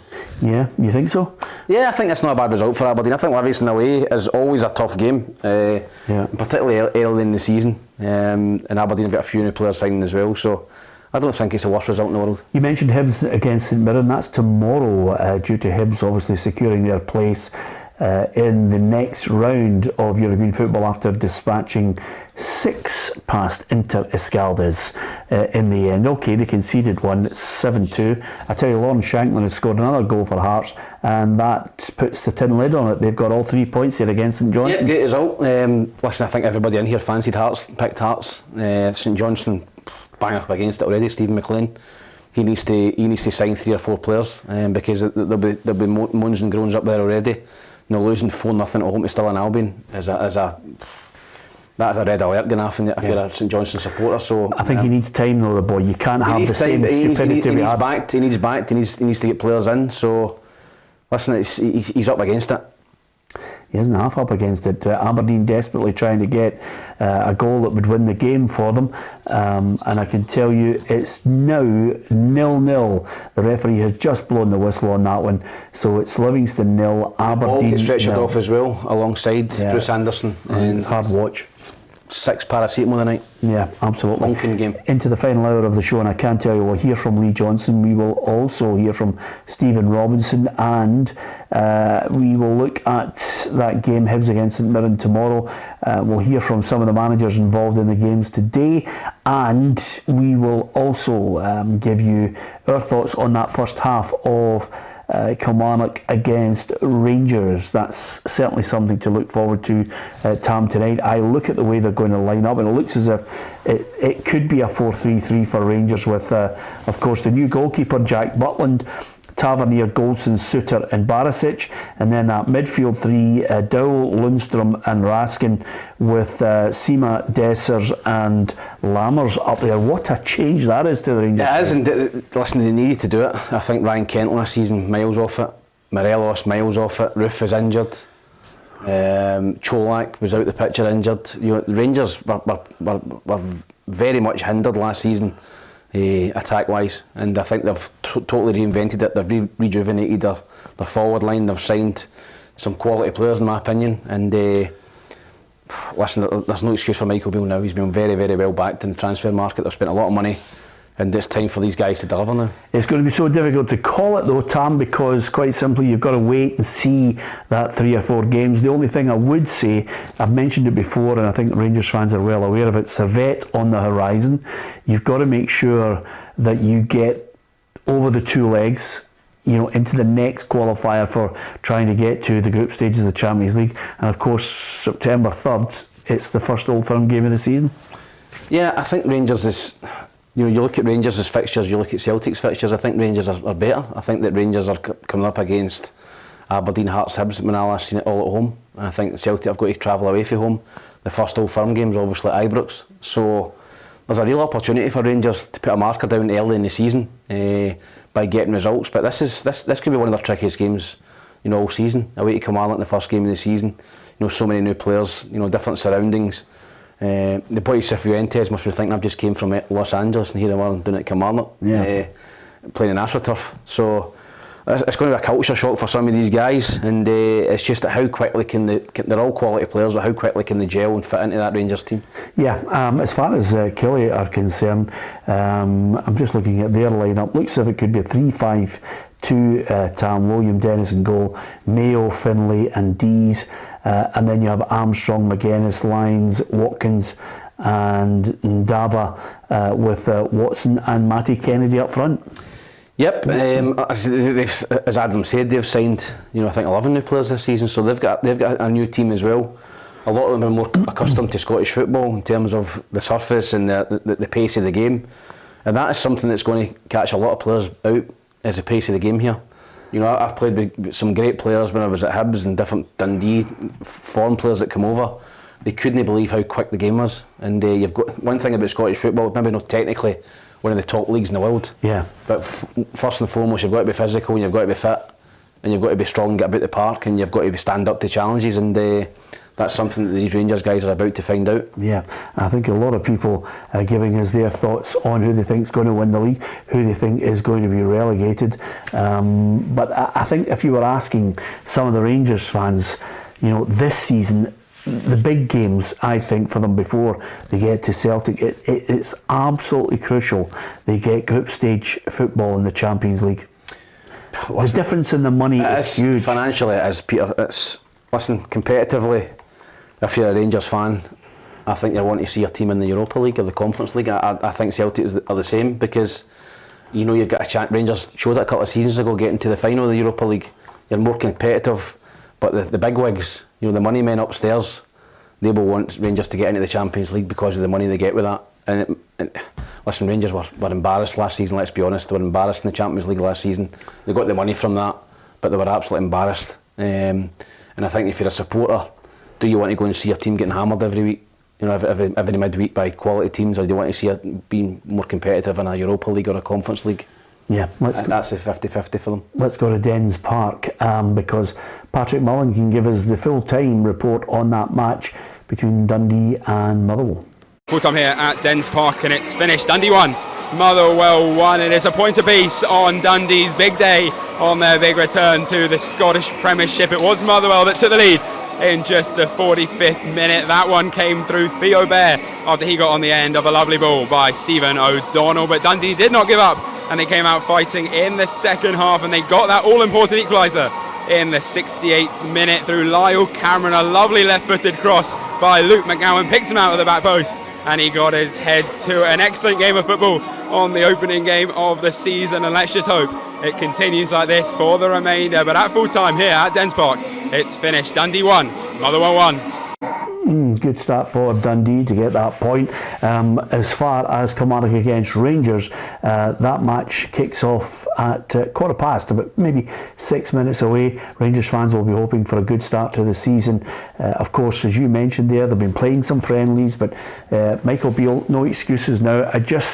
I look at the pressures that are on Rangers and Celtic managers. You know, if you get off to a bad start, especially because Celtic won the treble last season, I think he's come up against a very good manager in Brendan Rodgers. There's no doubt about it. You know, he's a top coach, that's for certain, against an inexperienced Michael Beale. That's where I think the real pressure's about to come at the end of this month, to see where they are in the league, what they've done against Servette. Have they got themselves to within an ace of group stage Champions League football with a side that's been able to gel quickly? And that's the key. Listen, I think now is the time to judge Michael Beale. I think last season he came in midway through the season after Van Bronckhorst got sacked. He inherited a lot of his players. Now he's been heavily backed in the transfer market. You know, he's got absolutely no excuses now, and now it's a Michael Beale team, so he's got to be judged on now. And as I said, Celtic have been dominant in Scottish football over the last 7, 8, 10 years. You know, and that is the benchmark. They've got to go and beat Celtic, and this is a start tonight. They've got to go and take care of Kilmarnock. They've got to take care of St Mirren. They've got to make sure that they take care of these games before they come up against Celtic. And you're not going into a game against Celtic, which has happened in recent seasons, where you're 5 or 6 points behind them. You've got to win.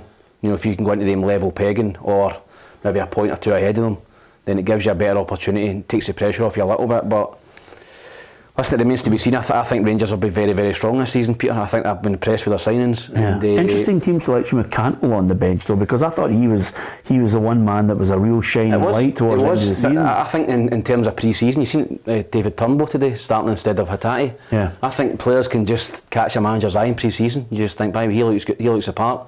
And it might be, whether it's the boy Dowell or whoever's come in the middle of the park for Cantwell, they've impressed more than the guys that done well at the end of last season, and that's what squads are for, competition for places. And when you look at that Rangers bench, as I said to you, that's as strong a Rangers bench as you'll see. And if Rangers are struggling with 20-25 minutes to go, all of a sudden Michael Beale's turning around and he's going, by the way, I've got fucking put him on. Yeah. And he's got options on there, whereas last season I didn't think he had that.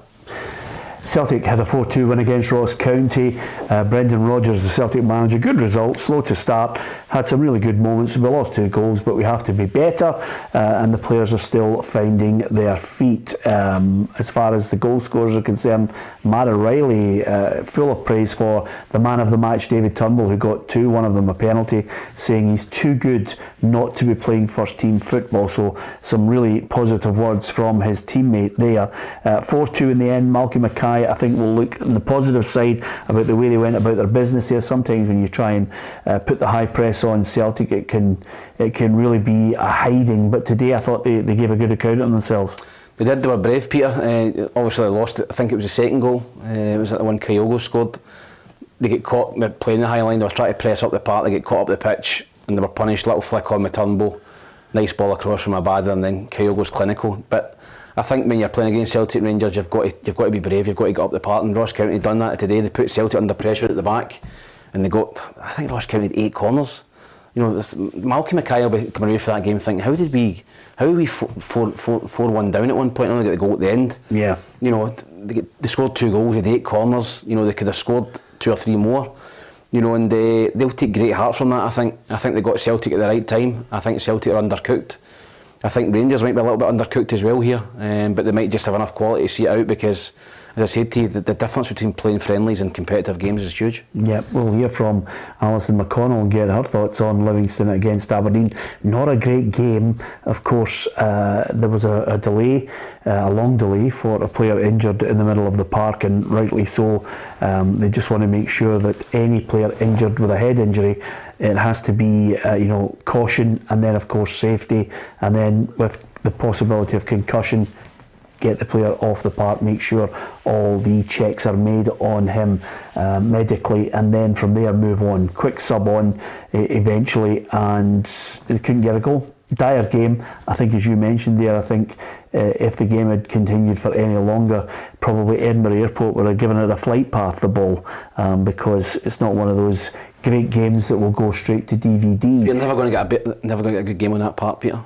No, I know that. When was the last time you met Livingston? I just wonder, Tom, that was a cracking game. That was 4-3 or something.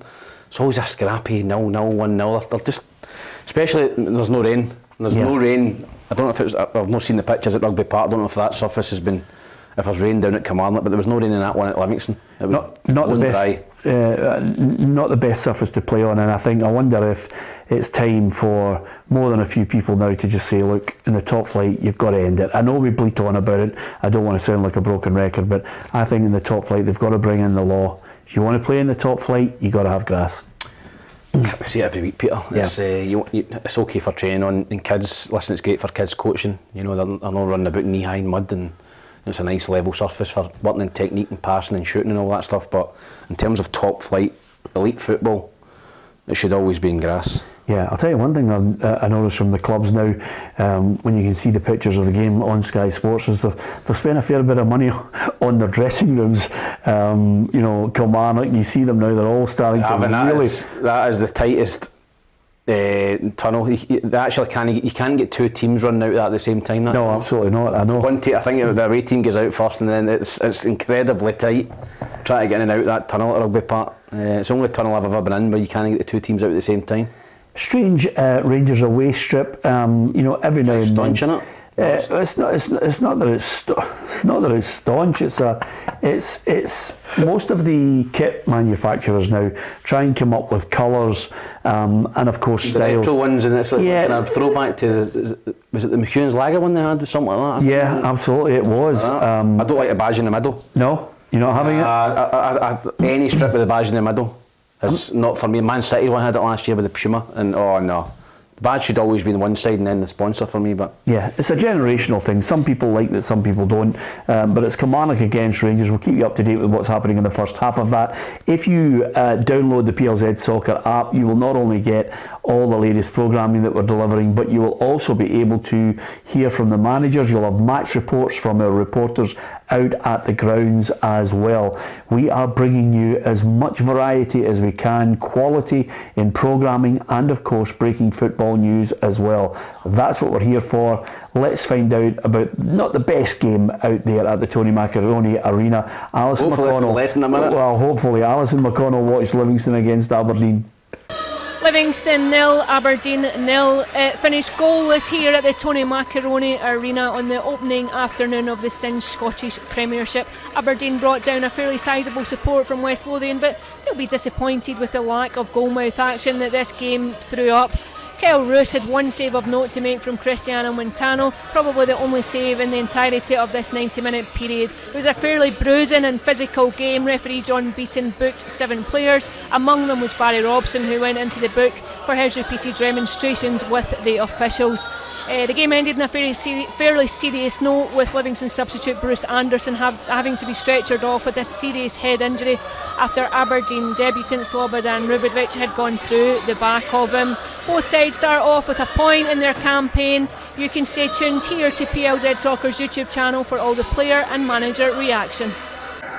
Yeah, not the best one there, and I'm sure Ali will witness some better games. First minute of the match, Kilmarnock against Rangers, so no goals as it stands at the moment, as you would expect, and I just not on that park either. I just really want to see how Rangers are going to play and the style that they're going to adopt this season. I think we have a kind of a feel of Brendan Rodgers and what he's all about from his first stint. So I don't think it'll be too far away from what Ange Postecoglou delivered, but he'll have his own stamp on it.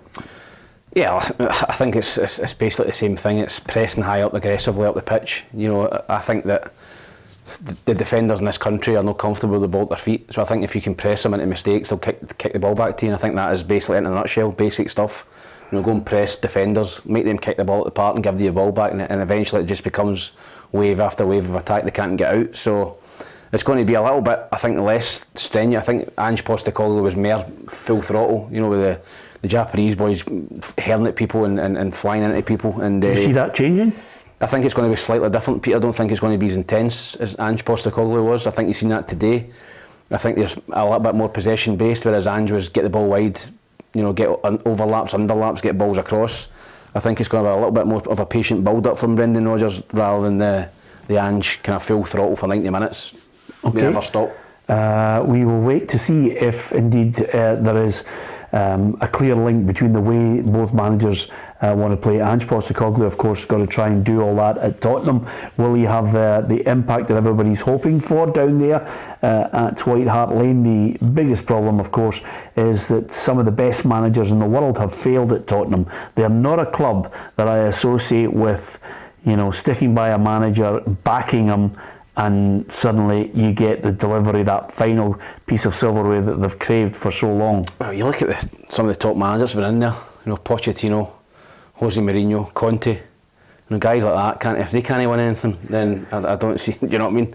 They're a perennial kind of underachievers, I think. Spurs, great to watch, but I think he's got a big job on down there, particularly if they lose Harry Kane. Listen, I think in terms of Harry Kane, if they lose him, he's going to be up against it. Yeah, I think as if he could possibly on his way to Bayern Munich. I think it's a very good point. Who cares about Alan Shearer's record? You want to go and win trophies, yep. And there's none better than Bayern Munich. I don't know why he would want to stay at Tottenham. Surely he wants to go to a Man City or a Bayern or a Real Madrid or something like that. Yeah, absolutely.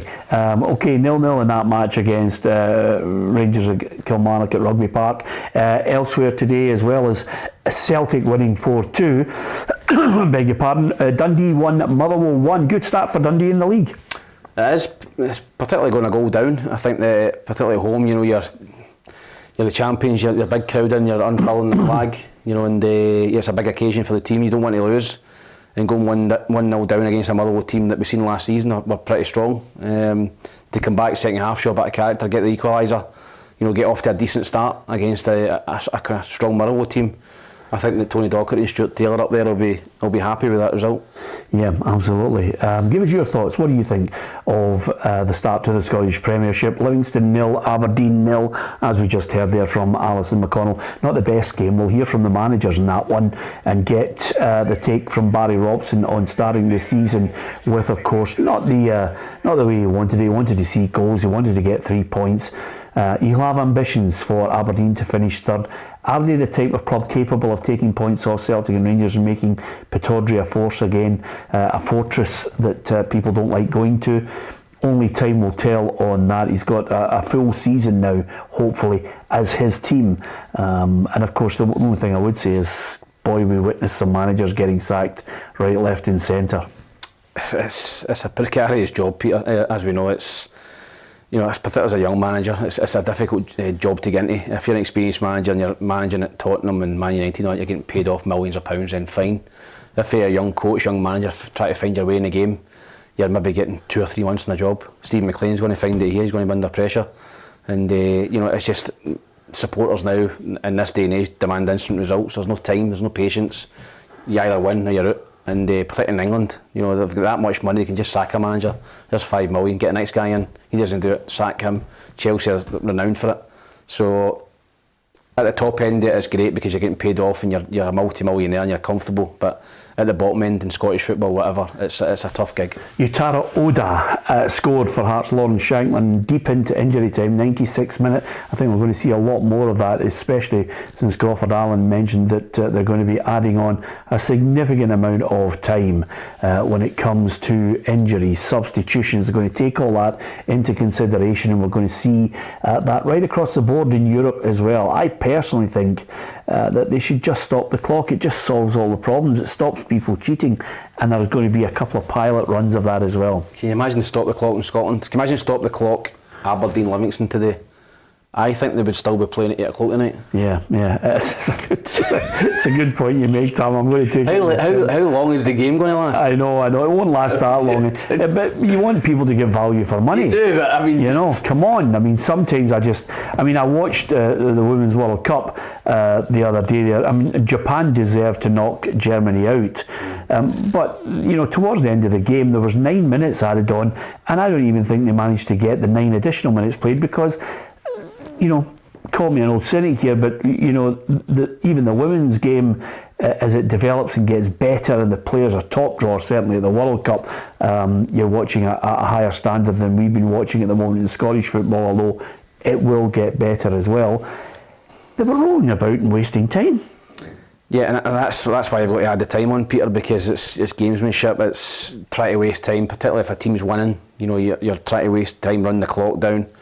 It's very frustrating for fans, it's very frustrating for players, but it's just part of the game. And we were talking about Jose Mourinho earlier. He's a master at it, you know, winning 1-0 and running clocks down and wasting time. And it's not conducive to entertaining football, which is what people paying money want to see. Yeah, what do you make of the early moments of Killie Rangers 0-0? Yeah, I watched watching a little bit of it here, and I think Rangers have started pretty well. There's not been any real clear-cut chances. Seema was unlucky there, a little back heel, a little bit of flair, but as I said, I think it will take Rangers maybe 15-20 minutes to find their feet on this surface, and then they'll start to get their game going. Yeah, Hibs St Mirren tomorrow. Our reporter Adam Binney was out there at the Hibernian Training Centre at Trinent. It was one of those situations where he was able to ask quite a few questions, not only about the game itself, Hibs and St Mirren, but get a chance to chat to Lewis Stevenson, who's very rarely putting himself in front of the camera, and the manager Lee Johnson. And they were talking also about, as you start a season, not only do you have to perform and obviously get the fans on side, if you don't, because of the nature of the 21st century, suddenly you can find yourself on the end of a fair bit of abuse, because social media has changed the outlook and the landscape for so many now. There's an immediacy about any event, and of course the aftermath of that can be quite vitriolic, the hatred towards some people. It's only a game, it's a game of football, but that's what you're faced with, and Lee Johnson was talking about that yesterday. And I'm there for them on that, you know. I'll always try and give my experiences, and having come through the eras, if you like, now as a manager, it's changed a lot, and from a player to manager. And you know, when I first started playing, there was no Twitter as an example. There was no ammo really for people to fire in. Managers and players at the start of my career used to mix with fans in pubs, you know, and relationships with reporters were very different. It was often based on trust, you know. The way the media gets paid now is very different to how it was sort of 10, 15 years ago, and sensationalism, unfortunately, is a key factor in driving sales, and that's something that we have to deal with. It's not always nice, but it is the way of the world, and I think, you know, media has also got to be respected within that, and if it's fair game, then it's fair game. So unfortunately, it is what it is. Yeah, he's highlighting the fact that managers can get it in the neck, but players on a regular basis suffer abuse. Some of it actionable, but some players just switch off from it and try and say, well, it's just part and parcel of it, which is not the right thing to do. Yeah, I think if I was a player now, Peter, I don't think I'd be on social media. I just don't think I'd be on it if I was a high-profile player. Yeah. You know, some of the stuff that gets sent to people, you know, if they miss a chance or they cause a goal or sent off or, you know, cost the team, the supporters are absolutely hammer them. It's you tag them, and there's no way escaping it. You can't get away from it. Whereas when I was playing, it was maybe message boards or stuff like that, or a newspaper. You could just don't read it. You know, don't read it. Don't buy a paper. Don't read it online or whatever. Now it's, if you've got a social media, if you've got an Instagram or a Twitter, and you log on it after a game, and they've got people just slaughtering you. You know, there's no getting away from it. So I think he makes a fair point there. I think the game has changed, and I think not only do you need to be obviously physically, technically good, I think mentally strong you need to be as well, because if you come off and you're mentally weak, and there's players hammering you. That can affect that. There's no doubt that probably affects players' games. Yeah, not only the games but their family life as well. Personally, it can become fairly poisonous. But let's hope that we don't have to highlight that throughout the season. Although players will have to put up with it, to a level which doesn't break the law. But it's right that Lee Johnson highlighted that. Of course, they've got a game against St Mirren. Were you impressed with Hibs in midweek, albeit? And the Andorran team are not exactly, the higher echelons of European football. No, I was, Peter. I thought that the pressure was on. I thought Hibs started pretty poorly. They got a gift for the first goal. I don't know, their goalkeeper, I think had Hibs -4 in the coop. He was rubbish. He came out, dropped the ball, Boyle scored, and then all of a sudden, just with that one goal, Peter, there was a big, a let off of steam, just thinking, right, okay, we can relax now. We're going to go win this game, win the tie. And just Martin Boyle coming back was huge. He's such a big player, such a talisman for Hibs. He has been for. Was he the standout?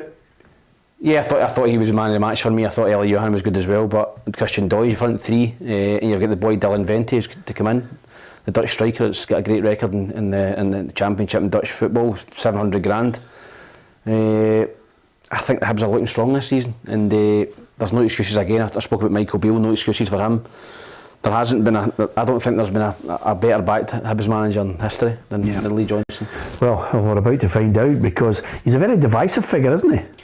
He is. A lot of fans have not taken to him. He comes out with some phrases that, he does. He surprises He comes out with some non-football jargon, which I would say, and some people would like that. Something different. Some people think, what's he talking about? It's just your personal preference. But listen, as long as he gets the best out of the players and gets results, then the Hibs fans will like him. But there's a lot of pressure on the Hibs job as well. It's a big job. The Hibs fans are impatient. They expect Hibs to be up there third, and they expect them to be putting up to the Old Firm and getting into cup finals and stuff. So it's a high profile job, that Hibs job. Yeah, I'll tell you one manager who really caught the eye last season. It was Stephen Robinson. He deserved to be nominated for Manager of the Year as well, for a budget that certainly would not suggest he was going to finish in the top 6. He managed to do that, and I think he's got a side there that many will think are capable of doing the same this season again. I wonder if you think that as well. He's been trying to recruit more than a few players ahead of this season to try and replicate what they did last season, but he's finding it a wee bit tough. Probably not before Sunday. In an ideal world, we'd like to strengthen in 2 areas of the pitch. Things don't always go to plan. We had a verbal agreement on a player, but he's done that well with his parent club. It's looking unlikely now. These things happen in football, but you move on to the next one, and as I say, we're actively looking to still add to the squad, and that's something that'll be ongoing over the next couple of weeks. That's one of those things, Tam, when you're always looking at a striker and you think, I've got him, I'm close to it. Somebody can come in and derail you. It's either that, or he gets back into the plans with the manager or whatever it is, and things can change. It's difficult to sign players. There's a lot of things you need to take into consideration: the player, the wages, maybe getting a player out, getting a player in. So yeah, I think he sounded as if he was fairly confident of getting this mystery striker, and it's fell through at the last minute, unfortunately, for St Mirren. But I think St Mirren have strengthened. I think they've got some decent options up front as well. So again, I think St Mirren, like Motherwell last season, I think the expectations are a little bit higher this season, so that brings a little bit more pressure. St Mirren, nobody expected him to get in the top 6 last year. He's punched above his weight. Now the St Mirren fans, if they don't finish in the top 6 this season, is that a poor season? So he's made the odds for his own back. Yeah. And it's the same with Stuart Kettlewell at Motherwell.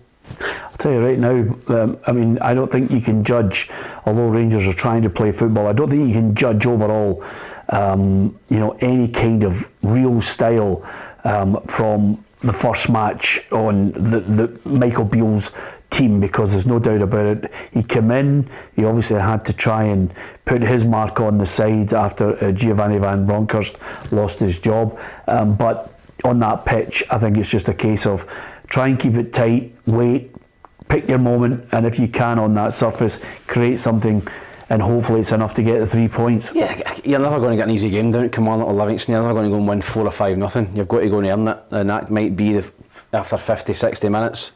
you know, you've won the battle, you know, and the game starts to open up and you bring your quality players on to win the game later on in the game. You might win it 1 or 2-0 later on, but the first 40, the first 25 minutes in games like this, you've just got to match Kilmarnock. Kilmarnock come out, try and put themselves about, try and get a foothold in the game, and Rangers have just got to win that battle.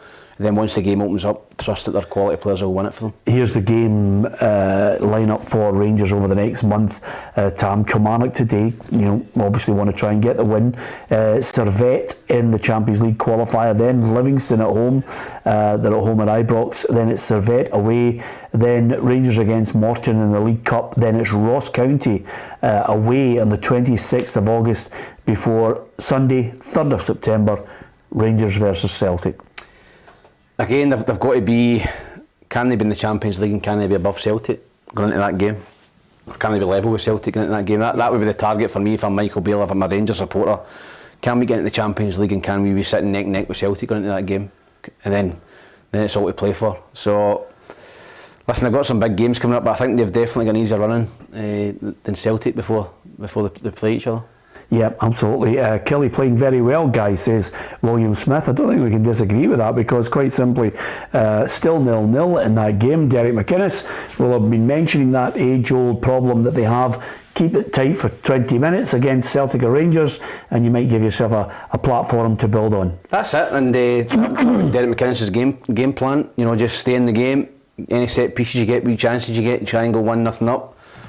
Fans start to go on the Rangers players' backs. You know, they've got a lot of new players. How do they deal with that pressure? You know, they've got to win every week. And listen, the first goal is important in any game, but particularly this game, if Kilmarnock can get it, this gives them something to hold on to as well. And as a player, if you've got something to hold on to, you tend to run that wee bit faster. You tend to make that track that runner.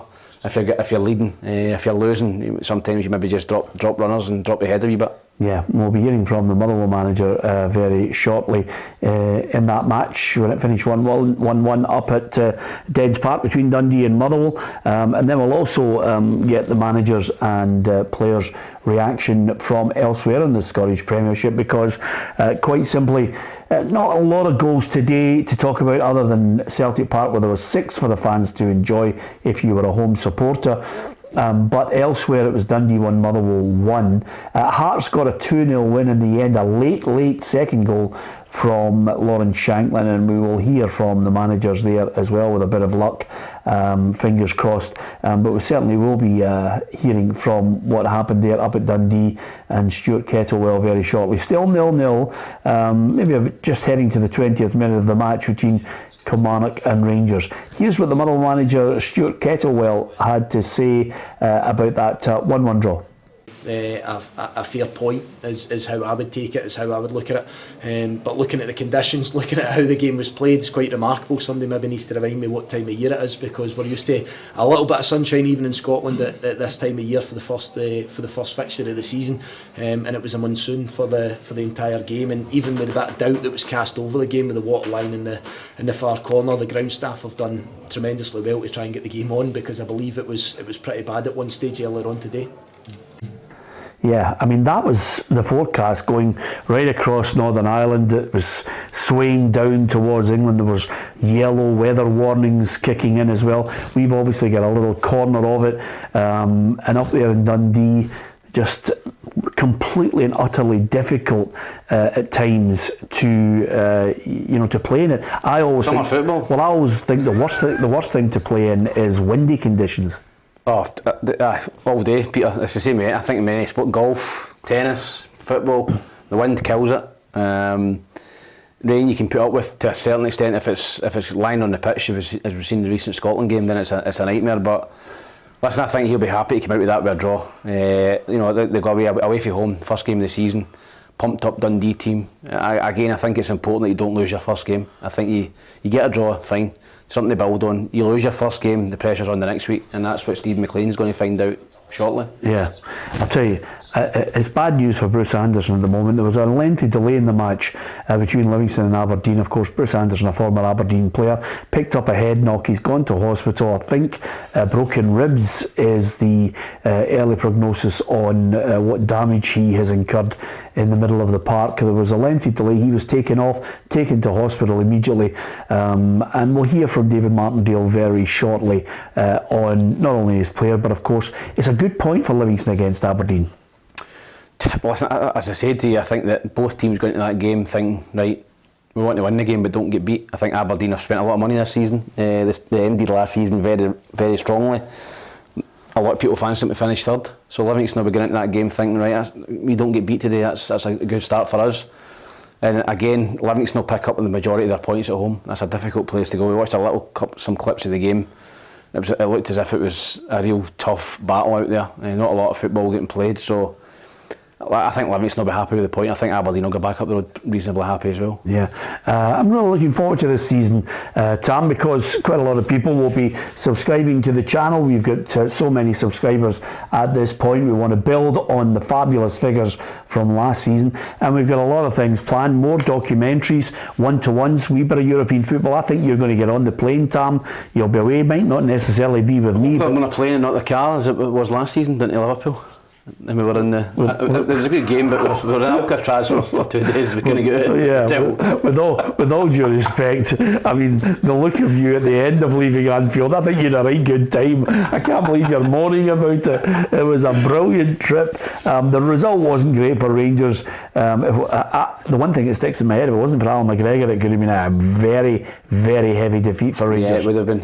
McGregor was brilliant that night. And, Lee McCulloch spoke about it yesterday. He's such a great goalkeeper for Rangers, and showed last season, even in the Champions League, that he still had it. And but listen, Rangers have obviously get by Servette, and then they've got one more qualifier, and if they win that, they're in the Champions League. So it could be another good season to go and watch Celtic Rangers away from home. Yeah, of course, the Rangers fans will be looking and saying, okay, let's get that early indication of Jack Butland and see what he's all about. And he's the man that's going to start as the Rangers number good one. Signing. Peter's got a great pedigree. He's played at big clubs. He knows the expectations of needing to win. So I think Rangers needed to go and strengthen, and I think they have strengthened. I think Butland's a very good keeper. Yeah, absolutely. Okay, Livingston against Aberdeen. It was 0-0 in that match. Wasn't a classic. Let's get the Aberdeen manager Barry Robson's take on it. Clean sheet, first game of the season. Always difficult to come and play. I think the positives. It's hard to tell if we're playing well. It's hard to tell if you're really fit. It's hard to tell. It's hard to tell any of that, but I know all these things anyway. I just think that if Duke had his shooting boots on, we would have came away with a good result for us today. Yeah, okay. Quite a lot that's hard to tell there. You sounded like Madonna. But in the end, they got a point. And he'll be happy with it because he knows that's a terrible place to try and come away with the 3 points, as you mentioned. But I'm expecting big things from Aberdeen this season. I think they've got a real chance of cementing third place. I don't think his spending's over. No, I think that he's been another manager that's been heavily backed, and I like to see it. I like to see him spending money, Aberdeen spending money, and try and get closer to Celtic and Rangers and make it more competitive, make the overall league more competitive. I would hate our league to come down to 3 or 4 games a season. Celtic Rangers just battering everybody else. Yeah, and it's just been boring. So Lee McCulloch suggested it's going to come down. I didn't agree with it. I think that Hibs, Hearts, and Aberdeen will all take points. I think Kilmarnock will be stronger this season as well. So no, I think there'll be a lot of points up for grabs, and I think that Hibs, Hearts and Aberdeen are very well capable of taking points off him. Yeah, 25 minutes gone in that match, and I have to tell you, Jack Butland hasn't really been tested. It's been Rangers who've been not the dominant force. There's Rangers who've been in that final third and maybe had the odd chance here and there. Nothing really to write home about. It's not a classic so far. If anything, again, Rangers just trying to pass it around and pick their moment. It's a probing game this for them. Yeah, as I said, they've got a lot of new players in the team, just getting used to Scottish football, the pace of the game, they're playing on that pitch. It might be 60, 70 minutes, your subs come on and win you the game, 1-0, 2-0, whatever it is, late in the game. It's important for Rangers just to keep a clean sheet up until then, and hopefully their quality players or subs coming on, go and win the game, getting 3 points. Yeah, absolutely. Of course, today it was Celtic 4, Ross County 2. The big news from that one was the confirmation from Brendan Rodgers that Carl Starfelt will talk to a club in the next week, and it looks likely that he is going to leave. Yeah, I can't say I'm surprised, Peter. He's not really been cited, has he, in pre-season? He's not played a lot of football. He's found himself out of the team today. Celtic have spent $3 million on a new centre-half, obviously to come in and play.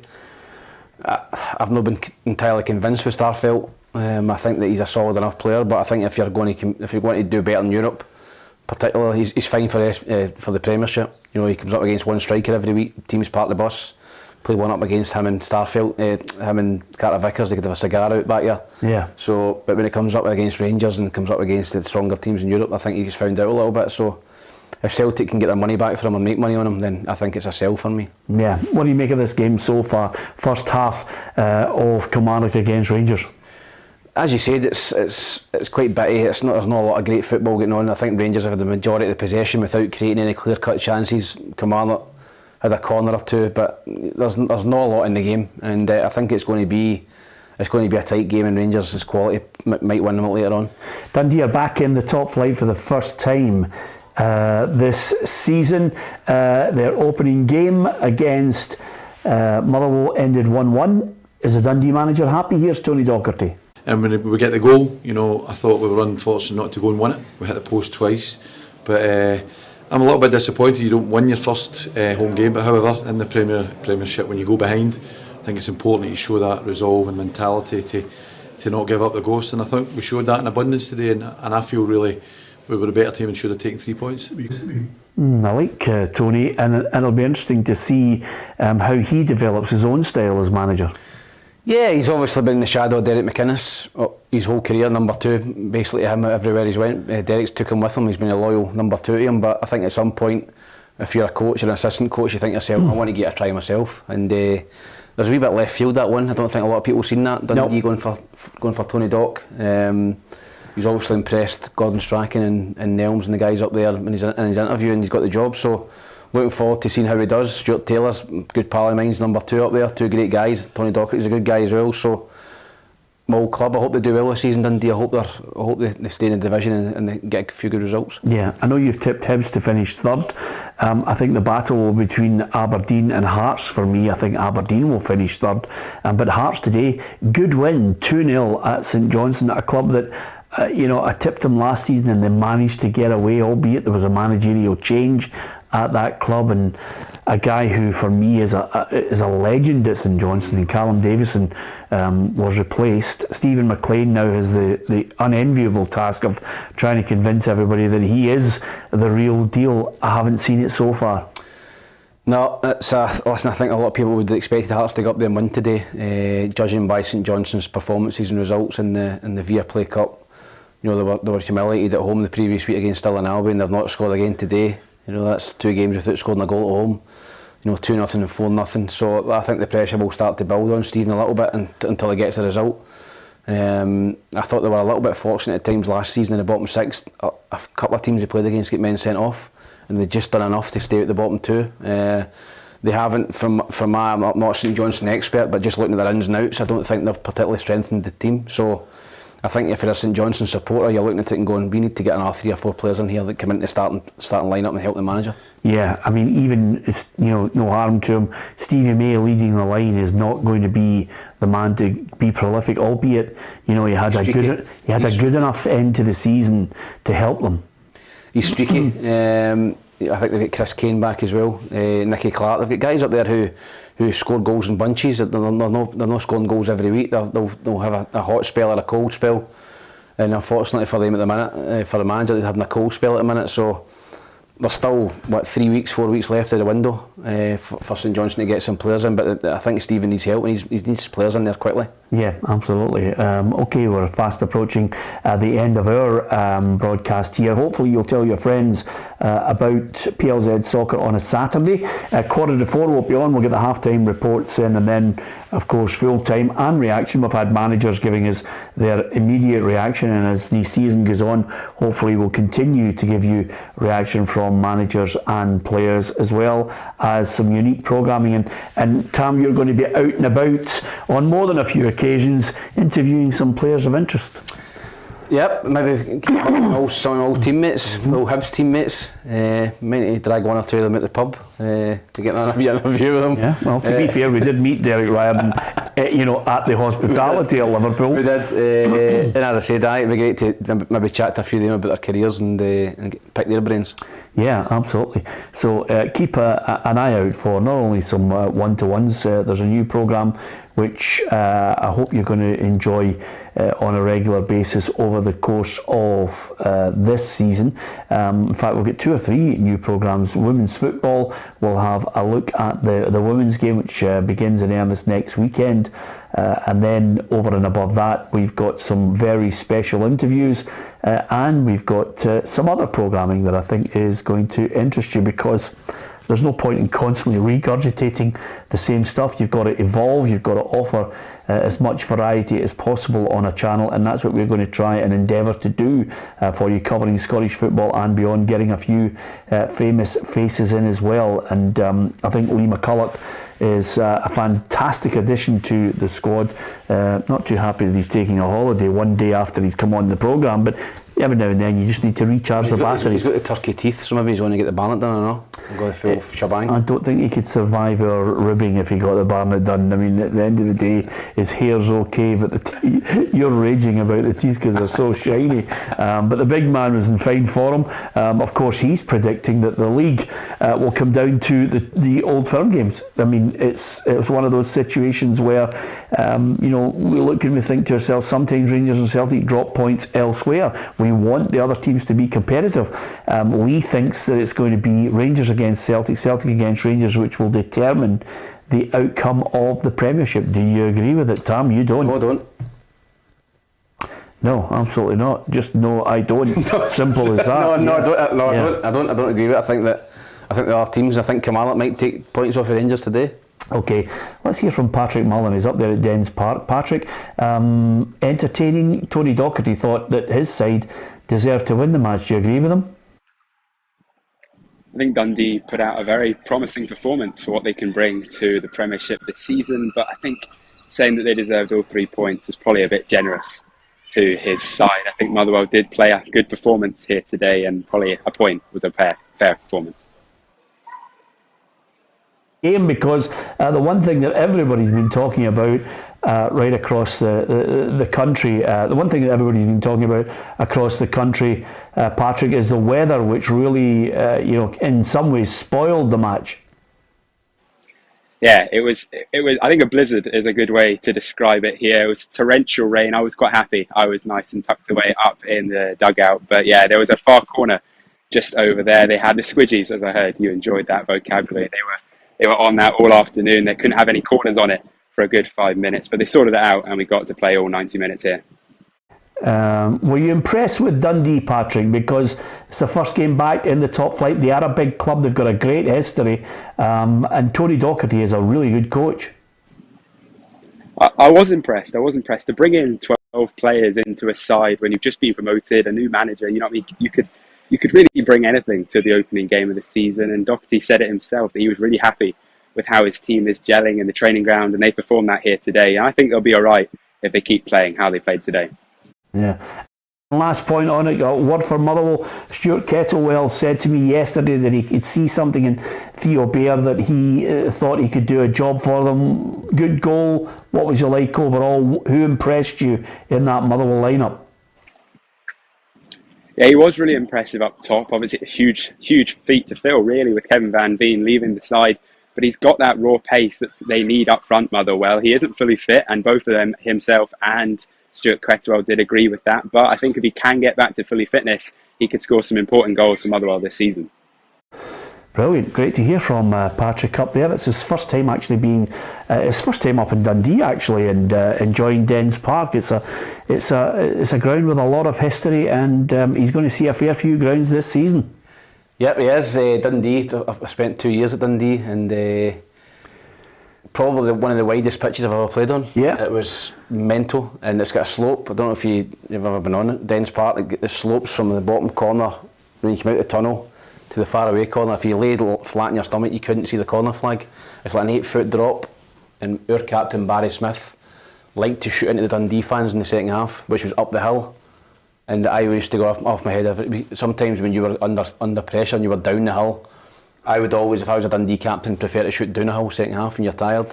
but he seemed to think that shooting up the hill second half into our fans was a good decision, and we get relegated that season, so it wasn't a great decision. Yeah, I like Billy, his point that on our feed, just basically saying Patrick Mullen, great, he looks like Jim Spence's love child, and I think that's it does actually, Billy, but nevertheless I hope if he has half the career Jim Spence had, I think Patrick will be more than happy. Danny says Armstrong for Kilmarnock is having some game, looks like a player. Very impressed with him last season. Peter, obviously not watching the game, but watching me clips that coming in, but I thought he was superb last season, and I think he finished a top goal scorer. He's a guy that can play at a high level for me. Yeah, no surprise it's 0-0 between Kilmarnock and Rangers, because we thought it was going to be tight, to say the least. Yeah, it was never going to be, as I said, it was never going to be a cakewalk for Rangers.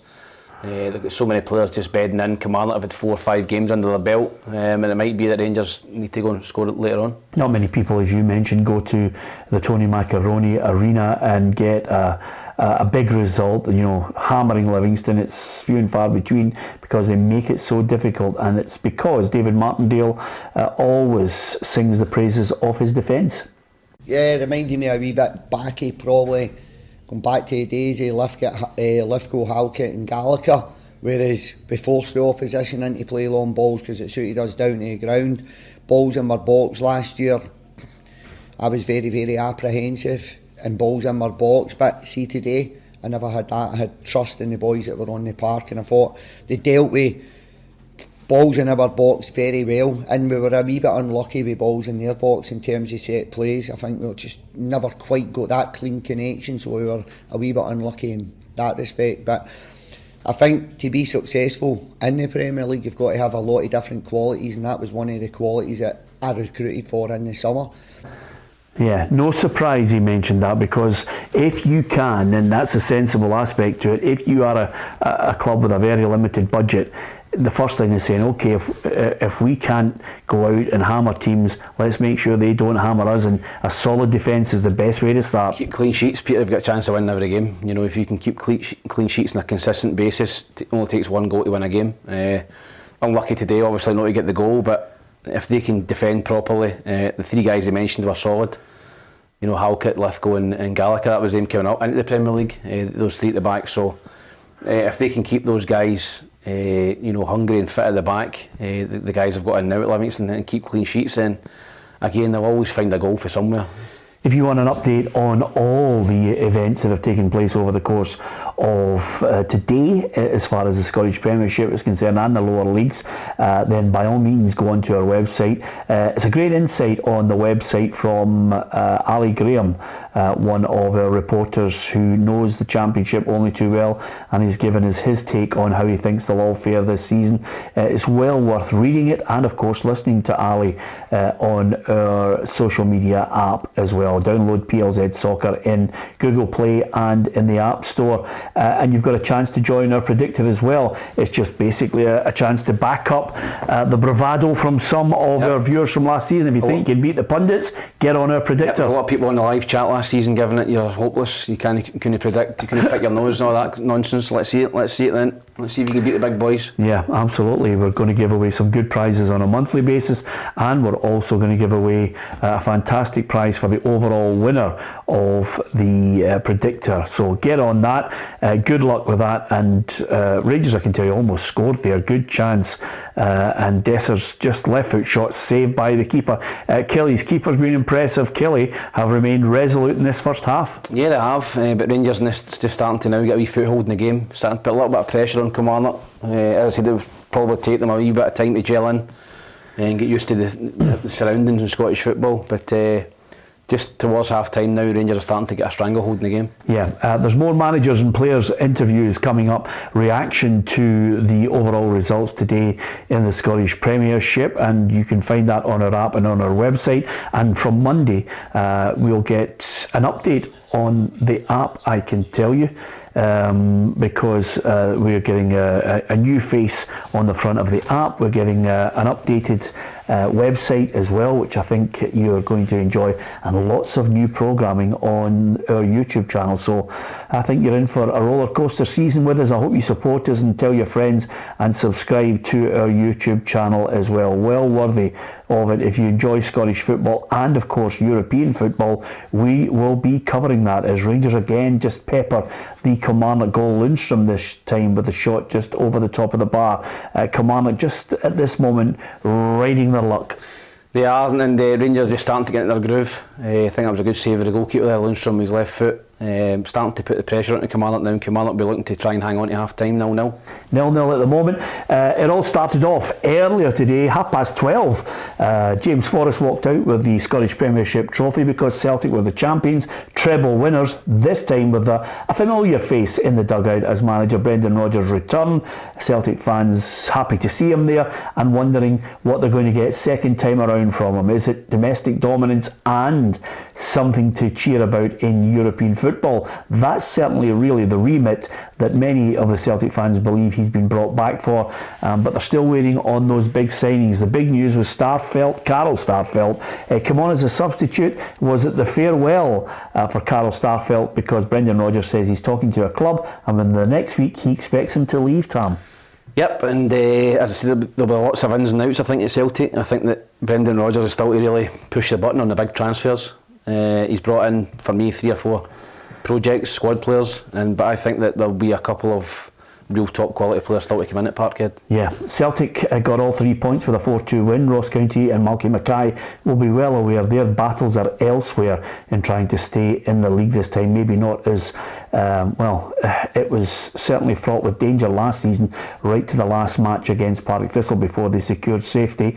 But for Celtic, David Turnbull, man of the match. Matt O'Reilly complimenting him, telling Sky Sports interviewer that David Turnbull's too good to be sitting on the bench, needs first team football, and certainly today on the evidence of those 2 goals, he'll be giving manager Brendan Rodgers a problem for his selection for the next game. Celtic 4-2, Dundee 1, Motherwell 1. You've heard from both managers on this programme as they shared the spoils of at Dens Park in a monsoon, Patrick Mullen told us. No goals between Livingston and Aberdeen. Bruce Anderson's been taken to hospital. Rib damage. We hope he's okay. It would be lovely to see him back playing and not out for too long a period. But that delayed that game. Couldn't get a goal. Barry Robson happy with the point, as well as Livingston's David Martindale happy with his defence. And then St Johnstone 0, Hearts 2. Hearts this time with a triumvirate. It's the tridente of coaches in there. Who's going to take the credit for the 2-0 win in tomorrow's pages? Interesting to see. I'm looking forward to going home and seeing the Hearts press conference and see who's stuck in front of the camera, because I'd be fighting if I was Naismith or Frankie McAvoy, but I'm taking the credit for that. Yeah, the credit goes to Oda and Shanklin for the goals to give them the 3 points. So that was St Johnstone 0, Hearts 2. In this game, it's just approaching half time. It's Rangers 0, Kilmarnock 0 down there at Rugby Park. The second half, Adam Binney will keep you right up to date across all our social media channels. And if you want to hear what Michael Beale has to say, and Derek McInnes at the end of this game, you can on PLZ Soccer's social media channels. Download the app, get on the website. We'll see you on Monday with Ruffy, and hopefully you can give us your thoughts on what you think of the weekend's Scottish Premiership results.